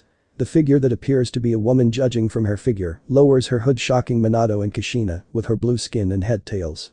They look to the armored man, who takes off his helmet, revealing his features to them, before they then looks to the figure with his hood still up. The figure reaches up and lowers his hood, revealing his spiky blonde hair, sky blue eyes, and whiskered cheeks. Minato and Kushina's eyes begin to water seeing the figure as he smiles. "Father, Mother, I'm back," he says, revealing himself to be their no longer missing son Naruto Uzumaki. Time seemed to stand still as Minato and Kushina stared at the face of their no longer missing child. Kushina slowly walked towards Naruto before reaching up and cupping his cheek, touching her only child for the first time in nearly 2 decades. She even flared her chakra just in case this was all some sick game jutsu only for everything to remain the same. Tears of joy began to trail down her cheeks. Seeing this, my baby is finally home, she says before breaking down and embracing Naruto while crying tears of joy. Naruto wraps his arms around his biological mother to comfort her as she cries into his chest. The identity of his biological parents and possibly meeting them were two of the things he had wanted the most in his life, and he finally had both of them. However, at the same time he couldn't help but reflect on his mother and Master Shakti and how much he missed her. The bond that the two of them shared was more than just teacher and student, it was mother and son. Over the years that they were together, they had come to view each other as mother and son, despite the Jedi orders forbidding of attachments and bonds. Naruto finishes reflecting on his mother as he feels Kushina stop crying and pull away from him before wiping her eyes. Kushina smiles after she finishes drying her eyes. "My Nari-chan, look how big you have gotten," she says happily after getting a good look at him. Naruto could swear he heard Striker snickering at the nickname his mother had given him, but decides to ignore it for now. "It's good to finally meet you, mother," he says before looking at Minato, "and you as well, father," he says as Minato walks over to them. Minato smiles as pulls his son into a hug. "It's great to finally see you again, son," he says before releasing the hug. Naruto smiles. "I have so much to tell you about where I have been, but before that some introductions are in order. First up, allow me to introduce Captain Striker, my second in command of my forces, and one of my many bothers in all but blood," he says gesturing to Striker. Striker takes a step forward before giving a quick salute. "It is a pleasure to meet you, sir, ma'am, and might I add it is an honor to meet the parents of the best general I have ever met, and my brother in all but blood," he says in a dignified voice. Kushina and Minato are shocked to hear that their son holds such a high-ranking position wherever he has been and decide to ask Naruto about it later. "It is a pleasure to meet you, Captain Striker, and I speak for Kushina and myself when I say thank you for being there for our son," Minato says shaking Striker's hand. Striker smiles sliding. "Hearing this, it's my pleasure, sir. There is nobody I would rather follow than Naruto," he says, his eyes speaking untold loyalty for his commander and friend. Naruto just shakes his head with a chuckle hearing this before looking at his parents with a smile. "Now allow me to introduce Ayla Sakura, my fellow Jedi master and lover," he says dropping the bomb, so to speak, on his parents as he wraps his arm around Ayla's waist. Minato and Kushina gape like fish hearing that their son already has a lover as Ayla bows her head slightly. "It is an honor to meet you both, and as Naruto said, my name is Ayla Sakura, and like him, I hold the rank of Jedi master," she says formally introducing herself. Minato and Kushina finally overcome their shock before they smile at Ayla. "It is a pleasure to meet you, and I look forward to getting to know you," Kushina says eagerly looking forward to getting to know more about the young woman her son is in love with. Minato nods his head in agreement with his wife. "Now how about we head to the house and catch up on the last 18 years, he suggests. Naruto nods hearing this. "That sounds good," he says in agreement before holding up his wrist and turning his comlingon Falco head back to base. "For now, Ayla, Striker, and myself will likely be spending at least a few days here," he says to the pilot of the gunship. The group can see the trooper in the front of the machine nod an understanding "Understood, General. Just give me a call when you're ready for pickup," they can hear him say through the device on Naruto's wrist. Naruto chuckles hearing this. "Will do, my friend, and safe flying," he says getting a nod and salute from Falco as the doors of the gunship close and it lifts off before heading back towards their base in Uzushio. Naruto then turns to his parents and smiles. "Now is there some place we can relax while I tell you about my life so far?" he asks. Minato nods hearing this. "Of course we can talk at our house," he says getting a nod from Kushina before they walk over to Naruto and his group. Minato places his hand on Naruto's shoulder. "Okay everyone, hold on to either Naruto or myself," he says as the group does just that. Minato then looks back at the Anbu standing off to the side. "Hold all my meetings for the next few hours and let the council know that there will be a mandatory meeting tomorrow morning," he orders getting a nod from the Anbu, who then leaves in a body flicker. Minato then turns back to the group. "Okay everyone, here we go, and try not to puke," he says, confusing those who didn't know what was about to happen right before they all vanished in a yellow flash. The group reappears in the living room of Kushina and Minato's house before Naruto, Ayla, and Striker stumble a bit. Naruto regains his balance and swallows some of the bile in his throat before looking at Minato. "What in the name of the force was that?" he asks, still a little dizzy. Minato chuckles a little. "That was my Hirishin or Flying Thunder God Jutsu. It allows me to teleport to any place that I have marked with the seal," he explains. The group's eyes widen hearing this. "That would have really come in hand more than a few times," Striker comments, getting nods from Naruto and Ayla. Naruto snaps out of his amazement before he sits down on the couch with Ayla and Striker sitting on either side of him. Minato and Kushina sit on the couch opposite of them and look to Naruto. "So how about I start at the beginning," Naruto says before he begins to tell his biological parents about his life so far. Minato and Kushina listen intently as Naruto explains the basic setup of the dimension he grew up in, along with some key originations like the Galactic Senate. He also explains the Jedi Order and what their role in the galaxy was. Naruto then explains how he was found on the steps of the Jedi temple and taken in to be trained as a Jedi. He explained the basics of the curriculum of the Jedi Order, along with a brief explanation of what the Force is, along with a small demonstration when he used it to levitate his cup of tea to his hand, shocking his parents. Naruto then tells about how he trained as a Jedi, met Isla, and how the two became friends. He goes on to explain how he reached the rank of Padawan and was chosen by Jedi Master Shakti to be her Padawan learner. He gives a brief description of what his time as a Padawan was like before he undertook the trials and attained the rank of Jedi Knight. He also explained how Isla, who had been under the teaching of Jedi Master Quinlan Vos, also attained the rank of Jedi Knight. After taking a moment to gather himself, Naruto went on to explain the beginning of the Clone Wars and his meeting Striker. Minato and Kushina were shocked to hear that their son had already been involved in a war that from what they had so far made all of the previous shinobi wars pale in comparison.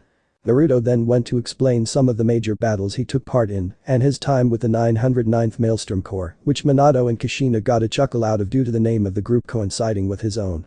Naruto then told them about how he and Isla confessed their feelings for each other and became a couple, which got a girlish squeal of excitement out of Kushina. Naruto explained how the war continued to escalate as time passed. He then sighed as he reached the point he was dreading telling them the most. It was after over 3 extremely bloody years of war that it finally ended, but not in the way many hoped. The Republic had just essentially ended the war after the deaths of Count Dooku and General Grievous at the hands of Anakin Skywalker and Obi-Wan Kenobi respectively. However, there were still many worlds and systems still under the control of the Separatists, so the war was still going. What nobody knew, however, was that the whole war was part of an intricate plan to destroy the Jedi, he says, shocking Minato and Kushina. Naruto clenches his fist tightly before continuing. Supreme Chancellor Palpatine turned out to be Darth Sidious, the Sith Lord the Jedi had been searching for throughout the war, and it was then that he ended the war. By using a secret order he had installed in inhibitor chips that were placed into the brains of the clone troopers during their growth, he forced them to turn on their Jedi generals. Many never even saw the attack coming and were simply shot in the back by the very men they spent so much time fighting alongside, he says, shocking his parents. Naruto sighs sadly before he continues. However, some clones managed to fight the effects of the chips and either warn their Jedi general or help them escape. However, the majority of the time the Jedi still died and the clones that helped them were killed by their own brothers, he says. Isla wipes a tear from her eye. I was among the few that were warned, but it came too late, and I along the clone commander named Bly under my command were both killed, she says, sadly, shocking Minato and Kushina as Naruto hold her hand to comfort her. Naruto then continues his story. The clones under my command also received the order, but unlike many others, they disobeyed those orders and refused to kill me due to the bonds we had made in the 3 years we fought side by side. However, it was at this time that I felt the tens of thousands of deaths of my fellow Jedi through the Force which knocked me out, he says, causing Minato and Kushina to gasp at the thought of such a thing. The blonde Jedi once again sighs sadly before continuing. After recovering from the backlash, I began making plans on our next step, but Striker informed me that our ship and only means of leaving the planet we were on was destroyed and that half of the 909th died with it. We were stranded with no way off the planet and the enemy knew our location and would send forces to kill not only myself but also every remaining trooper of the 909th, he says, grimly, getting another series of gasps from his parents. Naruto smiles slightly before continuing. For the next 2 months, we prepared for what would be without a doubt our final stand. The enemy arrived in force roughly 20,000 strong compared to our 2,501 including myself. Leading the enemy force was a former friend of mine, Anakin Skywalker, or as he had come to be called, Darth Vader, after his joining Darth Sidious. We charged the enemy head-on, ready to meet our end, but not before taking as many of them with us as possible. I engaged Vader in a lightsaber duel, and we clashed, and after a fierce battle it ended with me being impaled on his blade after throwing the fight, he says, shocking Minato and Kushina. Kushina gasps hearing this. Why will you allow yourself to be impaled? She yells hysterically at hearing her son allowed himself to do such a thing. Naruto smiles a little. It was because I knew that I wasn't going to survive the fight. Even if I had defeated Vader, there were still the thousands of troops he brought with him. I may be an extremely skilled Jedi, but even I have my limits and would have either been overwhelmed and killed or eventually tired and killed. Another reason was because I missed Isla and wanted to be with her again, he says, explaining his actions before kissing Isla on the cheek. Hearing this, Kushina seemed to calm down, if only slightly. Naruto took a sip of his tea before continuing. It was after my death that I found myself in a white void with the entire 909th and, to my surprise, Isla, along with Commander Bly. It was after a heartfelt reunion between Isla and myself that Hikari, or as you most likely know her, Kami, appeared, he says, shocking Minato and Kushina. Naruto sets his cup down before continuing. She told me that she had been looking for me, I wasn't from that dimension, and offered me and the others with the choice to come here. Obviously we accepted her offer, and after she gave us each a gift she sent us on our way, and here we are, he says, finishing his tale. Minato and Kushina sit in silence for a moment as they absorb everything they had just been told. After a few minutes Minato decided to ask, what was the gifts that Kami-sama gave each of you? He asked, curious to what they received. Naruto, Ayla, and Striker chuckled. Hearing this, for myself and my fellow troopers, she fixed our DNA so that we now age at a normal rate, Striker says, getting nods from the Minato and Kushina. Ayla smiles as she sets down her cup of tea. For me, Hikari activated my dormant chakra coils, since apparently my race had the ability to wield it, but due to not knowing about it, they became dormant over time, she says, shocking the two that another species had chakra. Naruto chuckles a little before speaking up. For me, Hikari restored my flagship, the Red Fox, along with all the vehicles, tech, and equipment that was on it at the time it was destroyed, he says, shocking his parents that he had such things at his disposal. The two parents overcome their shock before Kushina asks, why didn't you come straight to Konoha after your arrival here? She wonders, a little sad that he didn't immediately come home. Naruto finishes off his tea and sets the cup down. It was mainly due to us establishing a base and a set of coordinates that Hikari gave us. The location is apparently the home of our clan, the Uzumaki, he says, stunning the two. After a moment the two get over their shock. Well, that was a fascinating story, and it was great to hear about your life so far, Minato says before looking at the clock and seeing it has gotten pretty late. How about we have dinner and go to bed for the night? I will be informing the council and the public of your return tomorrow morning, Minato says, getting nods from Naruto and his group. Kushina gets up and smiles. How about I go make us dinner? She suggests before Ayla gets up. Please allow me to assist you, as it is only right I help make dinner as we are guests, she says, getting a nod from Kushina before the two head into the kitchen. Naruto gets up and stretches before deciding to have a look around the house. He sees some pictures of his parents when they were younger, along with one of them where Kushina has a very noticeable belly bump. He wipes a tear seeing this before continuing on his way. He sees what appear to be bedrooms, with one clearly being his parents as indicated by the sign on the door. Another appears to have been his, judging from the sign on the door and all the baby toys in the room. There was a room with a sign saying Hinata on the door, which confused him as to who that could be, maybe a younger sibling. Finally, further down the hall there were two guest rooms. After finishing his exploration of the house, Naruto walks back to the living room and sees Striker helping set the table as Ayla and his mother set food on it. Once all the food is on the table, everyone takes a seat and gives thanks for the meal before digging in.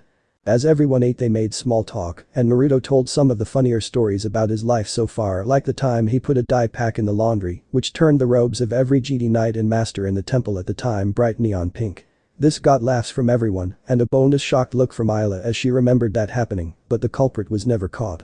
Everyone continued to eat when Naruto decided to ask a question that had been bugging him. I was wondering, who is Hinata? When I was exploring the house earlier I saw a room with her name on it, is she my sister or something? He asks his parents, who stop eating. Minato and Kushina smile a little before answering, no, Hinata isn't your sister, in fact you don't have any siblings due to Kushina and myself being sterile, he says, shocking the group before he continues, the night of your birth when the QB was released, it flooded your mother's system, rendering her sterile. Then when I was fighting the QB I spent too much time in close proximity to it and its corrosive chakra rendered me sterile, he says, explaining to them why they were sterile. Minato then wraps his arm around Kushina to comfort her as she wipes a tear from her eyes due to this, and your disappearance. Kushina fell into a deep depression, and it was only due to her best friends that she was brought out of it.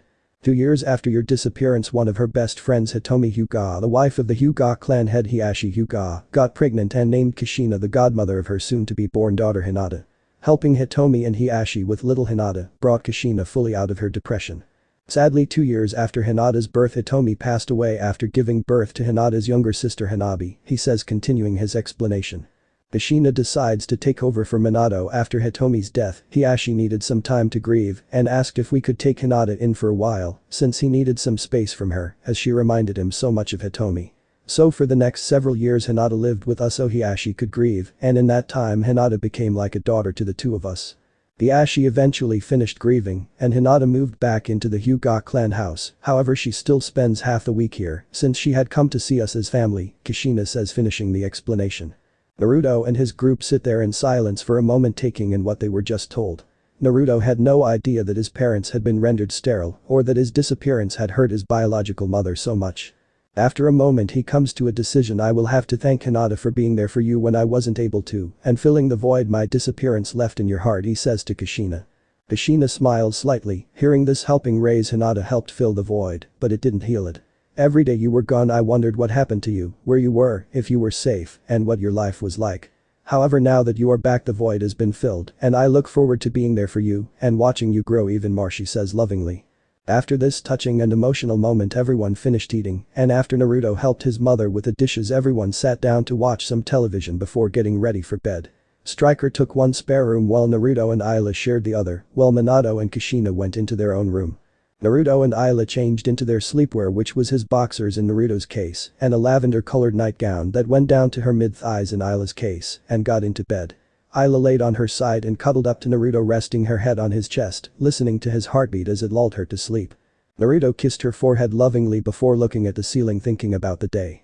He had finally met his parents and looked forward to what the future would bring. He soon drifted off to sleep, his dreams filled with himself, Isla, his parents, and what the future may bring. The morning rays of sunlight had already begun to shine through the bedroom window. However, Naruto and Isla had yet to get up from the position they fell asleep in, despite the two being awake. Naruto was gently running his left hand along Isla's leku, his fingers ghosting along the sensitive appendages. Isla meanwhile hummed quietly, occasionally letting out a low moan at his touch. The two lovers enjoyed peaceful moments like this the most, especially since they were so far and in between when they were fighting in the Clone Wars. Oftentimes they would be stationed on almost opposite sides of the front lines, millions of light years apart in completely different systems. This led to the two not seeing much of each other, except for the rare times when they worked together or had leave at the same time. It was during said rare times of leave that they made the most of their short time off, spending nearly every moment together, before ultimately being called back to lead yet another battle. However, despite their long gaps of separation, the two were never truly apart, as they shared one of the most intimate of connections, a force bond. A force bond was essentially, as the name suggests, is a bond between two people through the force. Through the bond the two were able to communicate through great distances, fight in perfect harmony, and allowed each other to borrow upon the strengths and abilities of each other, while also strengthening each other. One final thing the bond gave them was something they only discovered when they made love for the first time. Through the bond they felt each other's pleasure only enhanced to an almost unimaginable level. It was as if they ceased being two separate beings and instead melded into one. There was no Naruto, no Isla, only the perfectly melded single entity of pleasure. The only side effect of this was that while they made love they were almost completely oblivious to the world around them, which they learned after nearly getting caught by Shakti when she surprised Naruto with a visit one time when they were all on leave. Naruto and Isla continued to lay in bed for a few minutes longer before Isla looked, and they shared a tender kiss. As their lips parted the two smiled lovingly and conveyed their thoughts through their bond. 30 minutes later. Kushina was walking down the hallway to the room shared by her son and his lover, with a large smile on her face. She was feeling happier than she had in years. In fact, the last time she was this happy was when she first found out she was pregnant with Naruto. The cause for her happiness was the return of her beloved baby after nearly 20 years. It did sadden her quite a bit that she had missed so much of his life and that he probably didn't need her to be such a large point in his life, with him being a grown man now with a lover to boot. However, she brightened up a bit upon realizing that despite him needing her to such a degree as he would during his childhood, he still wanted her in his life. She reached the door to the shared bedroom of Naruto and Isla and knocked on it to see if the two were up yet. "Naruto-kun, Isla, are you two awake yet? Breakfast will be ready soon," she asks. A minute passes with no response, so Kushina decides to open the door to see if the two are up. She looks into the room and raises an eyebrow upon seeing the bed empty and begins to wonder if they had already woke up and were maybe outside in the backyard. Kushina turns to leave but stops when she hears the shower in the bathroom running. Making her way over the bathroom door, she notices it is partly open and pokes her head in and notices Naruto's discarded clothes on the floor. She smiles seeing this, figuring he is in the shower, and opens her mouth to tell him breakfast is almost ready when she hears a feminine moan.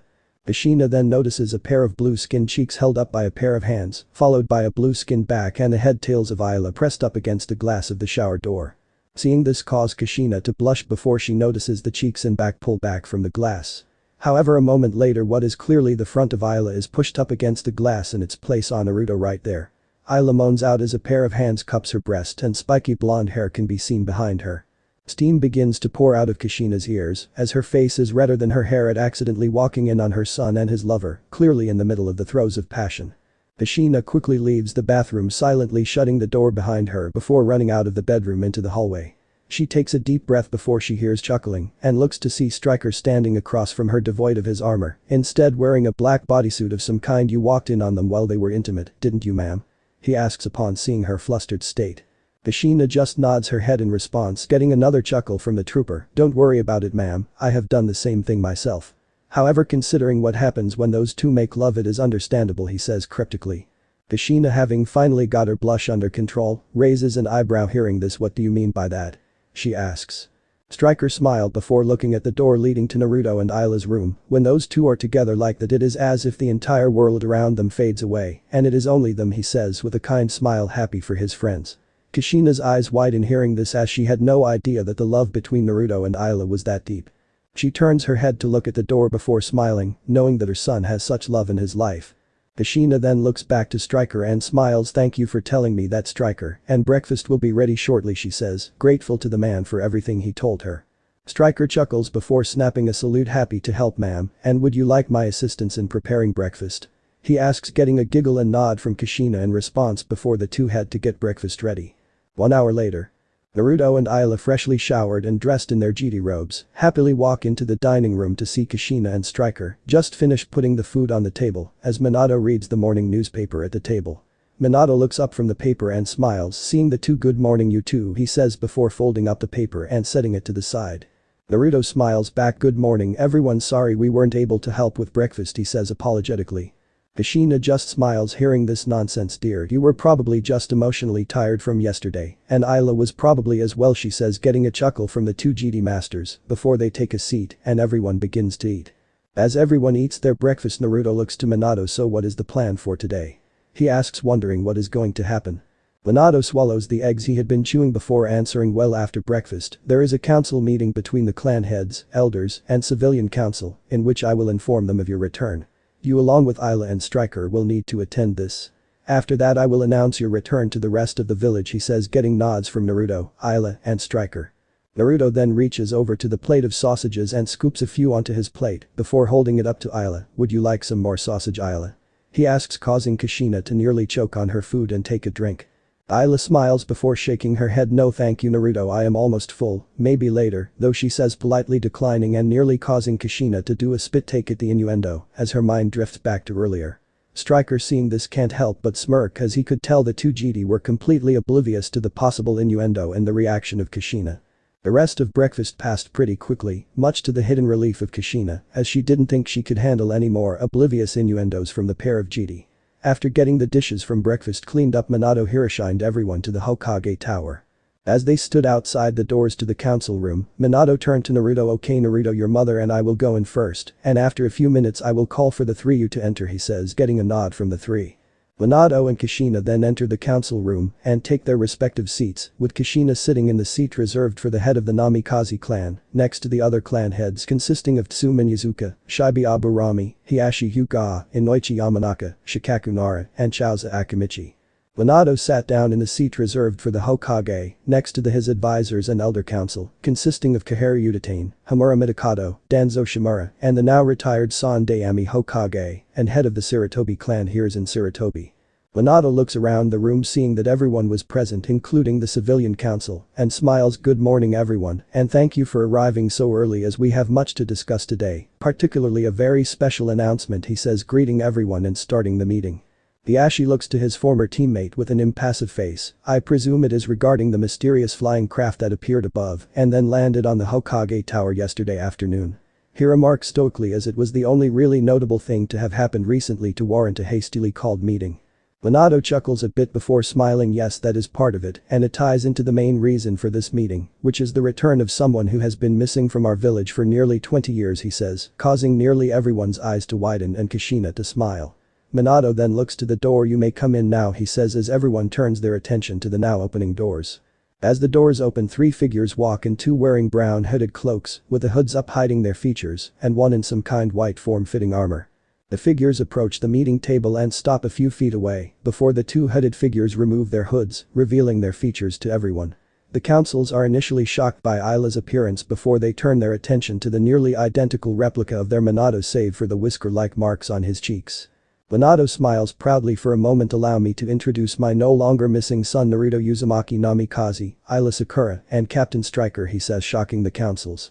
Naruto and Ayla bow their heads slightly in greeting for a moment before Naruto takes a step forward. I am as my father introduced Naruto Uzumaki Namikaze, however I prefer just Uzumaki, since it is less of a mouthful.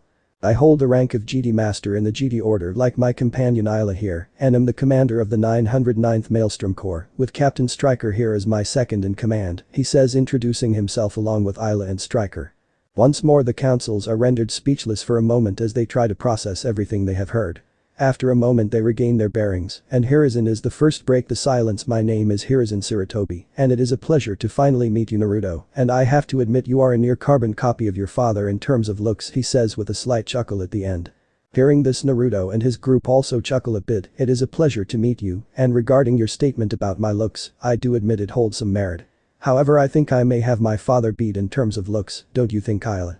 He jokes, getting a few chuckles from the clan heads. Ayla take a moment, making it look as if she is thinking it over before smiling. I have to agree with you there Naruto. Well, your father does have the pretty boy type of looks, you have the pretty boy, but with a wild side type of looks that beats it every time, she remarks, getting more snickers for the clan heads as a small cloud of depression hangs above Minato's head. Meanwhile Kushina smiles happily from her seat as she is really starting to like Ayla. After a few moments the chuckling begins to die down, and Hiashi looks to Naruto. Naruto-san, you said that you and Ayla-san are GD Masters of the GD Order, what does that mean? He asks, curious about the titles. Naruto smiles at the question before going on to explain what exactly a GD is and what the order is along with its role. By the end his explanation, many in the room are shocked and intrigued by what they were just told. Meanwhile, as this was going on, Danzo was thinking about the flying craft that Naruto and his group arrived in. The technology behind it was easily decades if not centuries ahead of anything they currently had, and if he got his hands on it and anything else the young Uzumaki had, he could not only make himself Hokage, but also make Konoha the uncontested superpower of the elemental nations. With this in mind, he began his plans to acquire the tools that would lead to his rise. Uzumaki-sen, I was wondering what that flying craft was that you and your group arrived in was? He asks, playing it off as if he was just curious about the strange machine. Naruto looks over to Danzo and immediately gets a warning from the force to be extremely wary of this man and to be on guard. That, coupled with the fact that just the look of Danzo was giving him a very Palpatine type of vibe, raised more than a few red flags for him. Naruto brought his right hand up and scratched the back of his right ear 3 times with his middle finger, sending a silent sign to Stryker to be on guard and ready for anything.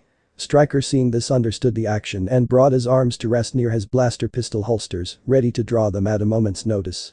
Ayla, on the other hand, got the message Naruto was sending through their bond and shifted her stance and arms so she could draw and activate her lightsaber in a split second if need be.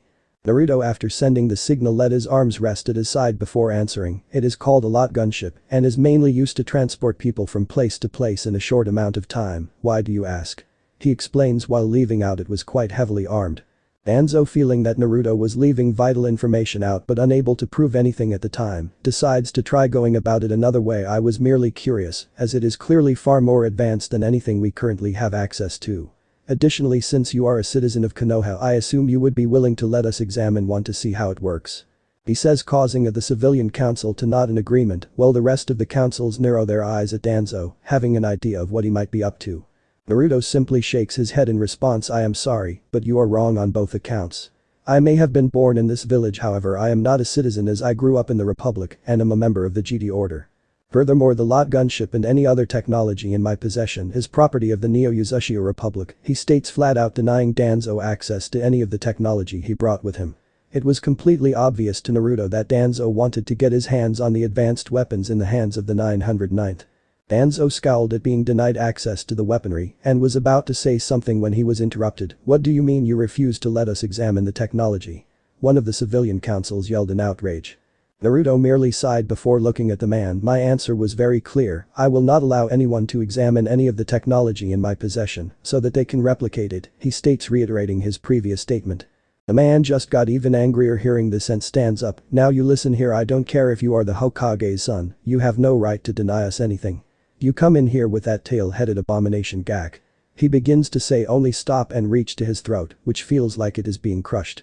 All eyes turn to Naruto, who is standing there with his arm outstretched, hand poised as if cupping something and glaring heatedly at the man. Naruto's left eye begins to turn from the normal sky blue to a sulfuric yellow with a fiery red ring surrounding the pupil. He continues glaring at the choking man. I find your lack of respect and your hypocrisy to be unacceptable. He snarls while increasing the pressure on the man's throat. Naruto glares even harder at the man and further increases the pressure on his throat, making him gasp even more. You called my love a degrading name, used to slander her people and an abomination, and yet since the moment she revealed herself, I have sensed the lust for her just oozing off of you. He snarls and is about to crush the man's throat. However he can carry out his action, Danzo sends a discreet signal to his men hidden in the shadows of the room, causing them to jump down and surround Naruto, Isa, and Striker with their swords drawn. In response to this, Striker whips out his blaster pistols and levels them at two of the mask-wearing men. Isa draws her lightsaber and activates it, the blue-colored blade of plasma humming to life with a snap hiss. Naruto meanwhile raises his right arm and uses the force to call his lightsaber to his hand before thumbing the activation switch, igniting the blue blade. Everyone's eyes widen at seeing this turn of events before Minato stands up. What is the meaning of this stand down now? He yells at the Anbu who just remain where they are. Danzo looks over to Minato and narrows his lone visible eye. They are merely doing their duty, Hokage-sama, after all. Your son is attacking a member of the council, he remarks with a hidden smirk. Minato silently curses as Danzo is technically right, even if the man brought it on himself for insulting Isa in such a way. Minato was well aware of how horrible that particular term was to people of Isa's race, after having been told about it along with Kushina this morning, while learning more about the Twi'lek and her people. Minato sighs before looking to Naruto. Naruto, I know what he said was despicable, but release him, he says, hating the fact that he did so. Naruto stands there for a moment before releasing his grip on the man's throat, causing him to gasp as he refilled his lungs with air. Naruto and Isa then turn of their lightsabers, and Striker lowers his blaster pistol slightly. Danzo, seeing an opportunity, sends another discreet signal to two of the men, and they move to attack the group. However, before they make it within 2 feet of the group, Striker blasts one through the skull with a single blaster shot, killing the man instantly. The other attacking Anbu levels a swing at Naruto, who quickly activates his lightsaber and cuts through the man's swords instantly, along with sever the upper half of the man's head from his body. The now dead Anbu falls lifelessly to the floor, the both halves of his head smoking and glowing slight, where Naruto's blade sliced through and instantly cauterized the flesh and bone. Naruto then levels his lightsaber at Minato, shocking everyone, but none more so than Minato and Kushina. Naruto glares at Minato as his right eye once again changes to sulfuric yellow and molten red. You proclaim yourself as the leader of this people, yet your own soldiers blatantly disobey you and attack people. You are no true leader, you are simply a man pretending to be one. This meeting is over, we shall be at your office waiting for you when you are done playing here. He snarls, his eyes hardening as he deactivates his lightsaber and walking out of the room with Isa and Striker following beside him. Everyone is speechless but what they just witnessed. Not only were 2 Anbu taken out with such ease they might as well been civilians, but Naruto also debased Minato's rule as Hokage in front of the entire council. However, the battle-hardened shinobi and the elders couldn't get the look in Naruto's eyes out of their mind. It was something that was rarely ever seen even among Kages, the look of a true leader. One who has earned the complete and utter respect and loyalty of everyone under their command and lead, said people through to safety time and time again, no matter the circumstance. After a few moments of silence, Minato cleared his throat, getting everyone's connection. This meeting is over, go about whatever business you have. I will be announcing my son's return to the village within the next few hours, he says, getting up with Kushina following suit and the two leaving via Hirishin. After the two left, everyone else began to file out of the room with their own thoughts. However, unknown to everyone, Danzo was smirking at his plans beginning to bear fruit, as not only had he seen the extent of 2 of the weapons in the possession of the Uzumaki boy, but he had also inadvertently made the Yondaime Hokage lose face. After leaving the council room, Naruto and his group arrived in his father's office and waited for his arrival. Moments later, said individual arrived with Kushina in tow and just plopped down in his chair behind his desk before sighing tiredly. Minato then looked up at Naruto and couldn't help but scowl slightly. Do you have any idea at what the ramifications of the stunt you just pulled could lead to? He asked, narrowing his eyes. Naruto merely stared down at his father for a moment before speaking. I opened your eyes to the truth, while at the same time laid the groundwork for you to possibly capture those who would conspire against you, he states calmly. Minato and Kushina's eyes widen at hearing this, as the thought hadn't even occurred to them. By publicly calling out Minato's leadership like that, it could lead to people who were against Minato to become more bold in their possible plans to undermine him, and thereby more liable to make mistakes or slip up, leading to them getting caught. Naruto just stared at his parents as they continued to think. However, I also meant what I said back there. You claim to be the leader of these people, yet there are those under your command you actively plot to remove you from your station. A true leader is one who has earned the total and unconditional loyalty of those under his or her command, and until you have done so, all you are is a pretender. He says, causing Minato to sink into his chair since he knew it was true. Naruto lets his father think for a few minutes before continuing. Now I need to inform you that we will likely only be staying in this village for another day or two at most, he says, shocking his parents.